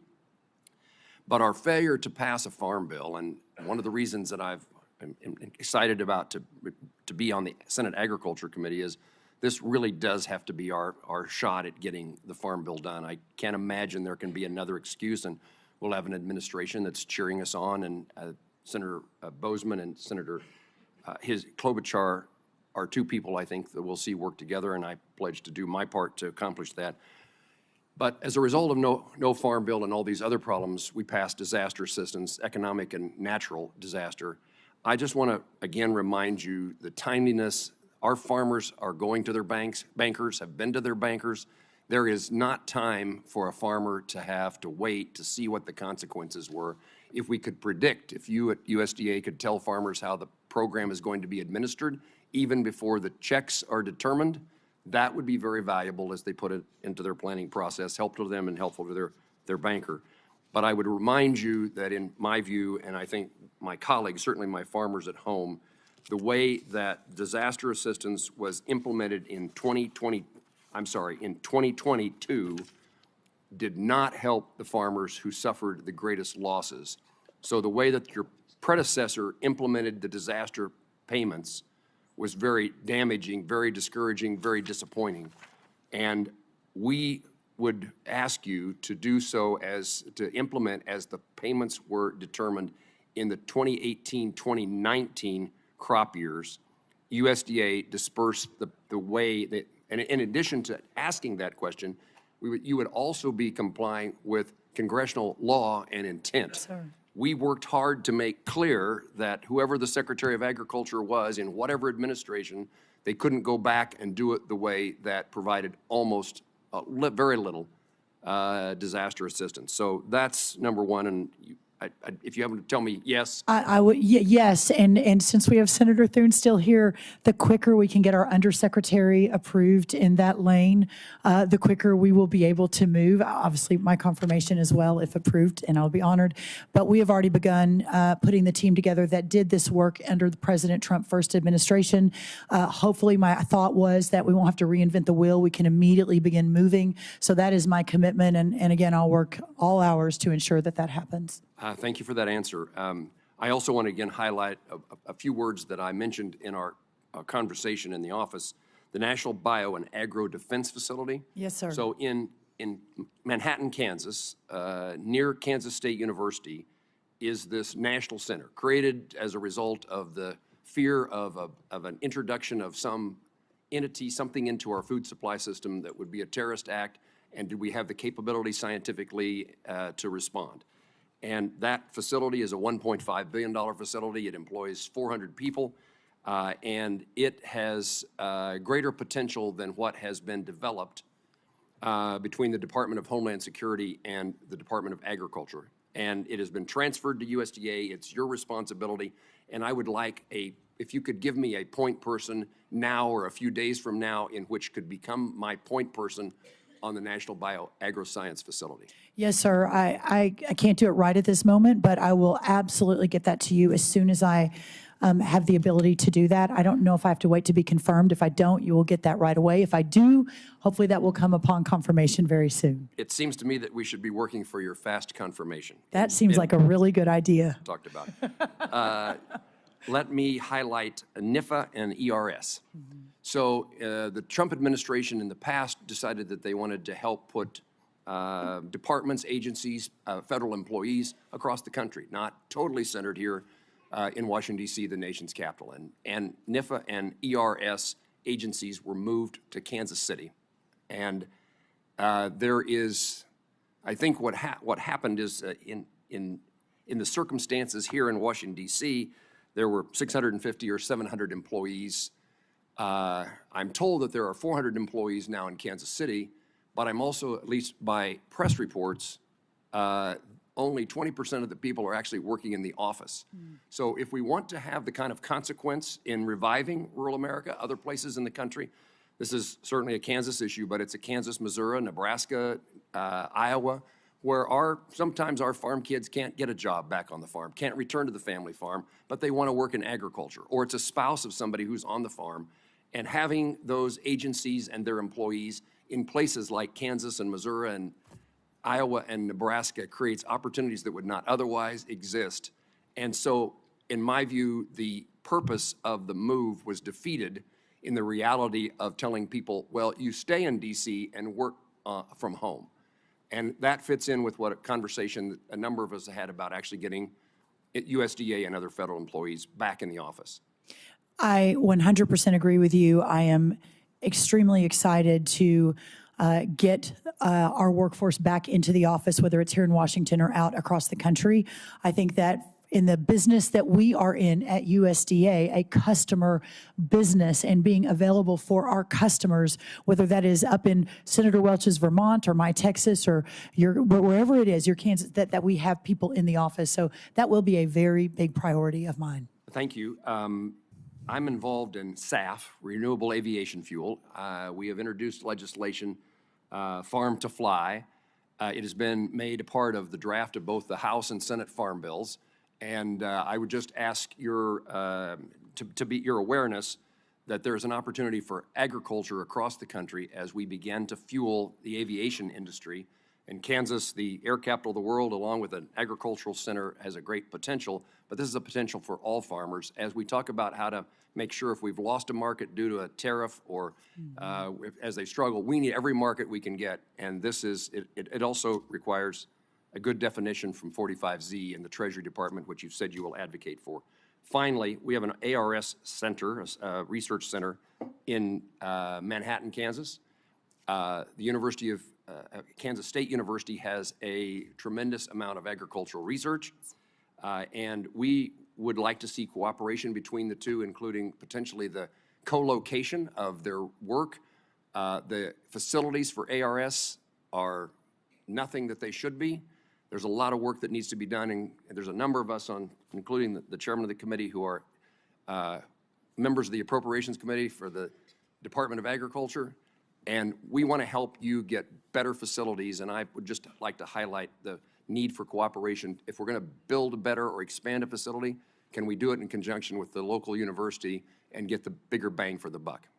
I encourage that discussion, obviously, as a proud agriculture degree from Texas A&M, and I'm still very close to the leadership there. In fact, our vice chancellor was hoping to be here today, but ended up having to give a speech to some livestock producers. I really look forward. My heart is with a lot of these universities, with all of our land grants across the country. That was a very fine answer. I like the response, except there was something you should have said about the importance of other land grant universities. For example, Kansas State University. For example, Kansas State, Senator. Yes. No, I appreciate that, and I'm excited to continue that work with you. And let me tell Mrs. Kerwin, thank you for raising a great daughter. Oh, thank you, sir. So, Senator Schiff, 5 minutes. We're going to do 5-minute rounds now. Thank you, Mr. Chairman. Ms. Rollins, right now, farm workers in Ventura County are picking strawberries in a brown haze, smoke from the fires. It's a surreal scene to look at images of working in those conditions. These are just some of the difficult conditions that farm workers are often in. They're working in 100-degree heat. They're working in the cold. They're some of the hardest working people I've ever met. And I want to raise the issue of the impact that mass deportations would have on them. First and foremost, on people who are working so hard to put food on our table, and just the, to me, grave injustice of deporting people who are doing such vital work to feed us. There's also the impact on their families. Many of them have children who are U.S. citizens and will be U.S. citizens. And so it would have the effect of splitting up their families. And even if we set that aside, which we shouldn't, it's estimated that perhaps half of California's farm workforce is undocumented. So my question is, how are you supposed to farm? How are farmers in California supposed to survive if there are truly mass deportations in which half of the workforce is sent out of the country? How Americans don't want to do that work. It's frankly just too backbreaking. So who's going to work the farms? Senator, I know we talked about this in your office and had a productive, perhaps agreed to disagree, but still productive conversation, and I so appreciate that. We've talked about this within this committee in the last 3 or 4 hours as well.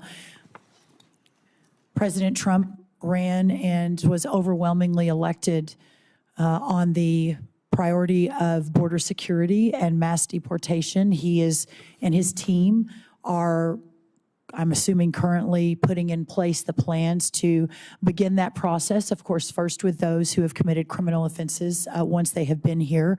The American people have asked for a secure border and a system where they do not have to be concerned with the millions and millions that crossed here illegally and brought a lot of strife and unsafe communities to America. And I know this is not the committee where we discuss this, and I know you probably, the last thing you want to do is get into a debate right now over it, because I sure don't want to. But let me answer your question. I will work around the clock with our new labor secretary, if she's confirmed, Lori Chavez DeRimmer. There is obviously, I think everyone would agree, H-2A important changes that need to be made to recognize within the agriculture community the importance of a strong labor force. Well, I still want to get back to my question, though. If they're gone, who's going to do that work? Well, sir, we don't know, first of all, whether who they are, right? I mean, we all throw numbers around like 40%, 50%, 60%. The answer is we just don't know.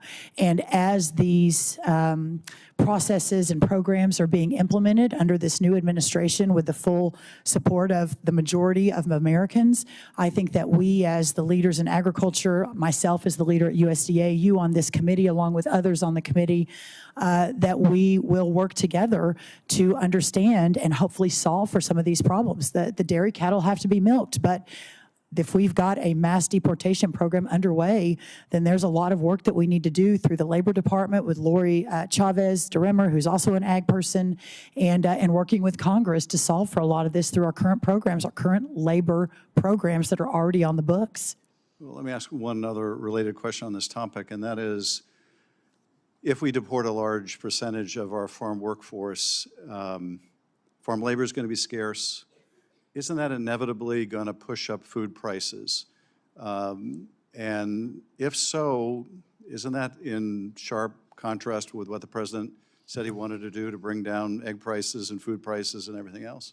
I think, well, first of all, we're speaking in hypotheticals, but certainly these are hypotheticals we do need to be thinking through, and I think it's a very fair point. The president has made food inflation and the cost of food one of his top priorities. I have worked alongside him. I have been part of his team for many years now.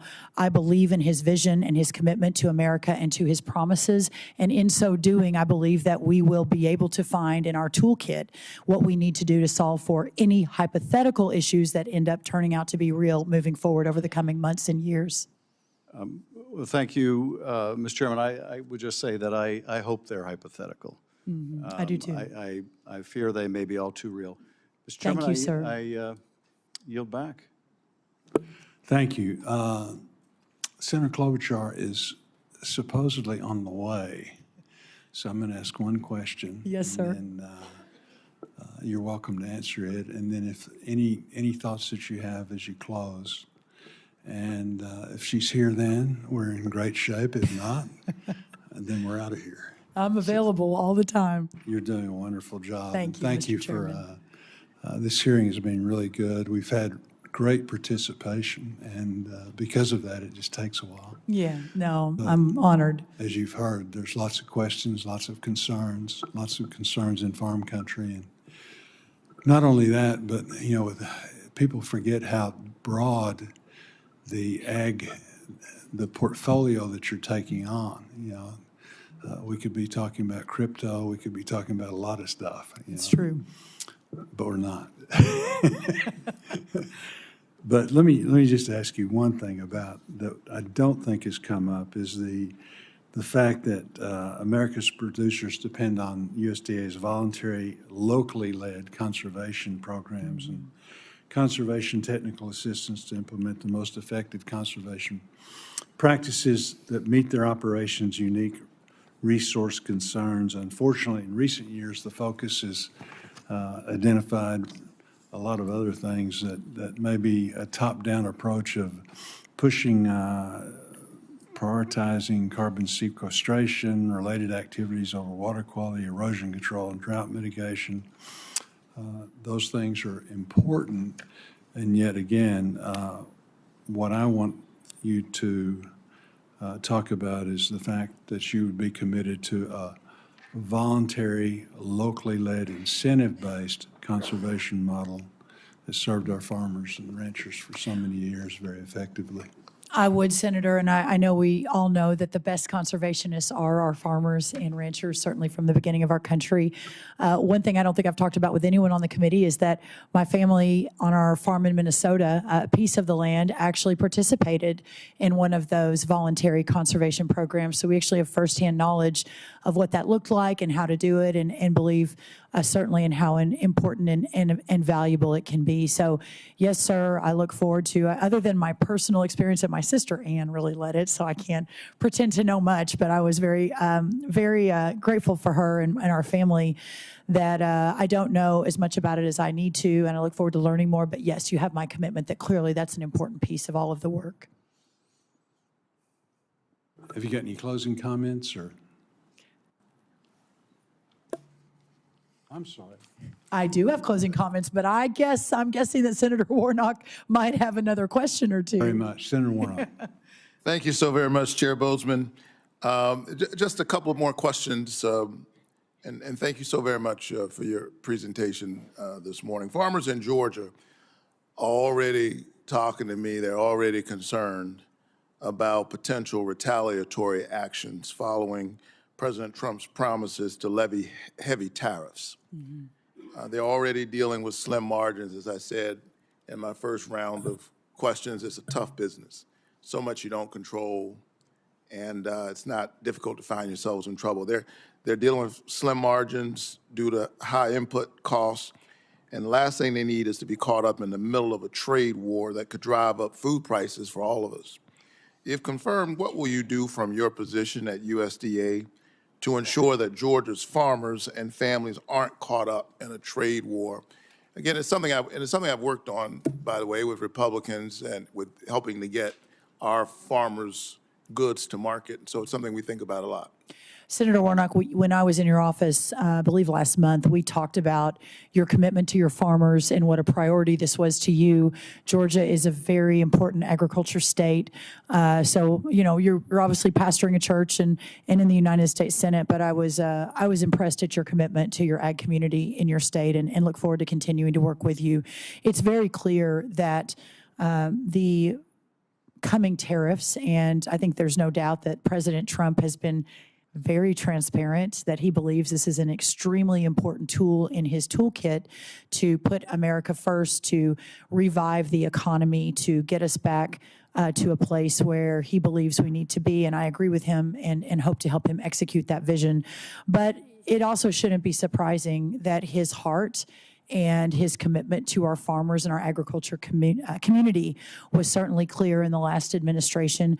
The number one answer from my perspective is working around the clock to expand market access and working on new trade deals and getting new partners from around the world. I have an undersecretary already named, hopefully get him confirmed, maybe committed and confirmed, Chairman Bozeman, but to get to him confirmed very, very quickly so we can begin to build those teams. The president is a consummate deal maker, and I feel very confident we'll be able to expand those markets, begin to peel back the trade deficit, and get back to trade surpluses, which I know we're used to. But immediately moving into the distribution of disaster relief, economic relief, the new farm bill that's coming out. I've already announced the undersecretary and put the team in place to be able to deploy that. Let me press on, just so I have all of the time. I agree with you that access to farm markets is critical. And in Georgia, we've got a lot of sectors that are relying on strong export markets, timber, poultry, pecans. Are you concerned that isolationist trade practices may harm our farmers' ability to access these foreign markets? I have full confidence in President Trump's ability to lead us on this, and hopefully he and many of you have confidence in my ability to help from the ag perspective. All right. I look forward to continuing to engage you on this if you're confirmed. Absolutely. USDA has a long documented and unfortunate history of racial discrimination, even recent history. I was proud to have secured funding in the Inflation Reduction Act to provide financial assistance to farmers who had previously experienced discrimination at the hands of their USDA farm lending programs. This was a meaningful step in rebuilding trust. However, USDA still has a lot of work to do, and this will only be more difficult following the new administration's executive order aimed at rolling back all of this progress. I was proud Congress passed my legislation in 2021 to require USDA to create an equity commission. And the commission's final report provides an excellent roadmap for continuing this work. Chair Bozeman, without objection, I would like to enter the USDA's 2024 equity report into the record. Thank you so much. When we met last month, you promised to read the equity report. Have you gotten a chance to read it yet? 90 pages and 66 recommendations. Yes, sir. Now, that has been about a little over a month ago, so please don't ask me to quote page 66, but yes. I'm glad you got a chance to read it. I understand it's been removed from the website or there's not access to it. I'm glad you got a chance to read it. Will you seriously consider the recommendations of the Equity Commission's report if you're confirmed? Senator, let me answer this way. I was really appreciative of the conversation. For me, more knowledge is always best. Understanding where everyone comes from, whether I agree or disagree, recognizing what's in the past is important, but also realizing the path ahead and how we forge the path. Will you consider the recommendations? Sir, I will consider anything that's on the table. I think that's only fair. But I also, President Trump won on the concept of removing the diversity, equity, and inclusion, making sure that we are basing our decisions on merit, and I obviously support that 100% as well. But I look forward, Senator, to continuing to talk about this, and my friend Alveda has long talked to me about the plight of black farmers in Georgia and other places around the country, and I'm always open to discussions, always. And may I say, there is no room for racism at the United States Department of Agriculture or any agency. In that regard, will you commit to recruiting more diverse employees who understand these communities, have relationships with these communities, so that we build trust between these communities and the lending office? Sir, my commitment is to recruit the best workforce in the history of the United States Department of Agriculture, period, full stop. I believe that will include many members of all different corners of our country. Do you think a diverse workforce and a high-quality workforce are somehow oppositional objectives? I think always hiring based on who is the best person for the job, who is going to do the most excellent service, who is best equipped to execute on all of the promises is the promise of America. But I also believe, to your point, and have long held, that ensuring that we give all people a chance to succeed and to thrive and for equal opportunity is a bedrock foundational principle of America. On that, you and I agree. Thank you so very much. Thank you, Senator. Senator Klobuchar. Thank you very much, Senator Bozeman, and I'm hoping these will be your last 3 questions. Your family looks like they might want a break for lunch, but they've been very good back there. I just want you to know that. How have the teenagers been? Yeah, they're good. Just I haven't excellent. been able to look at them, so they haven't gotten any looks from me, so hopefully they've been good.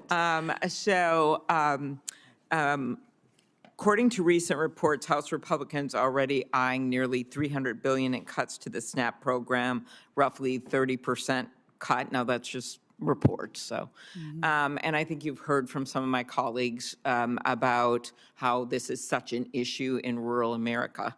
And in my state, as Senator Smith pointed out, our actual hunger rate is higher in rural than it is in the metropolitan areas. What kind of an impact do you think a $300 billion cut would have to SNAP? And if confirmed, will you commit to supporting robust funding for USDA's nutrition program? Senator, thank you. My commitment will always be to ensuring that these programs are effective and efficient. And I think I spoke from the heart, and I mean this sincerely, the importance of our leadership as a bipartisan body to ensure that those with the least among us are ably supported and don't go hungry. This is the United States of America.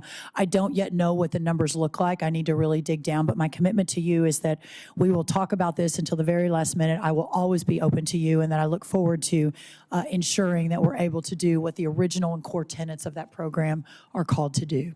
And I'll follow up on this in a written question, but I do want to know if you believe SNAP benefits should be calculated based on current food costs. Well, I will say that obviously current food costs, you know, the importance of the inputs into the program and understanding where the market is will always be a priority. Okay. Congress made significant investments in climate-smart agriculture through the Inflation Reduction Act, giving more farmers access to popular conservation programs. So we had a situation where a bunch of the farm groups actually were supportive of this part of the IRA. I've always led bipartisan legislation on conservation, working with our hunting and fishing groups. One of the bills I have has been with Senator Thune, based on voluntary conservation program participation. A recent executive order issued just, of course, in the last 2 days to pause disbursements from the Inflation Reduction Act would put some of these plans that I mentioned, CRP plans and the like, in jeopardy. What is your understanding of the impact of these executive orders, and will these orders to slow IRA disbursements impact farmers looking to use voluntary conservation programs? My commitment is to obviously understand exactly what the target and the goal of that executive order is. I have not been read in on that yet, but I will be. And then ensuring that that aligns with what is stated in that executive order. Again, the President Trump and our administration's heart is with the rural communities and the agriculture communities, and ensuring that there's full understanding and data to support what this will do. Of course, not surprisingly, Senator Klobuchar, I think the President has been very clear on his priorities on climate programs and whether taxpayer dollars should be supporting those. So the robust conversation I think that we will have is to follow, and I look forward to that. And you have my commitment that I'm always available to discuss that and to represent ag interests where appropriate in those discussions with the White House. Okay, thank you. And also just wanted to thank you for your commitment to the next generation of farmers and ranchers. As you know, the average age is, well, not quite as old as the U.S. Senate, but it has been creeping up, and we need new people to go into agriculture. And I hope just with your background and your FAA involvement and the like, I think that would be among your many priorities, would be a really smart thing to go around and talk about. And I know there's plenty of people on our side of the aisle that would join you in that focus. So thank you. Thank you, Senator. I want to thank Mrs. Rollins for appearing before the committee today, and also like to thank Ranking Member Klobuchar and all the members of the committee for the great participation that we had today. The Ranking Member and I have agreed that questions for the record are due by 6 p.m. tomorrow. This concludes today's hearing. Thank you so much. Thank you. What an honor to be here. Thank you. Thank you.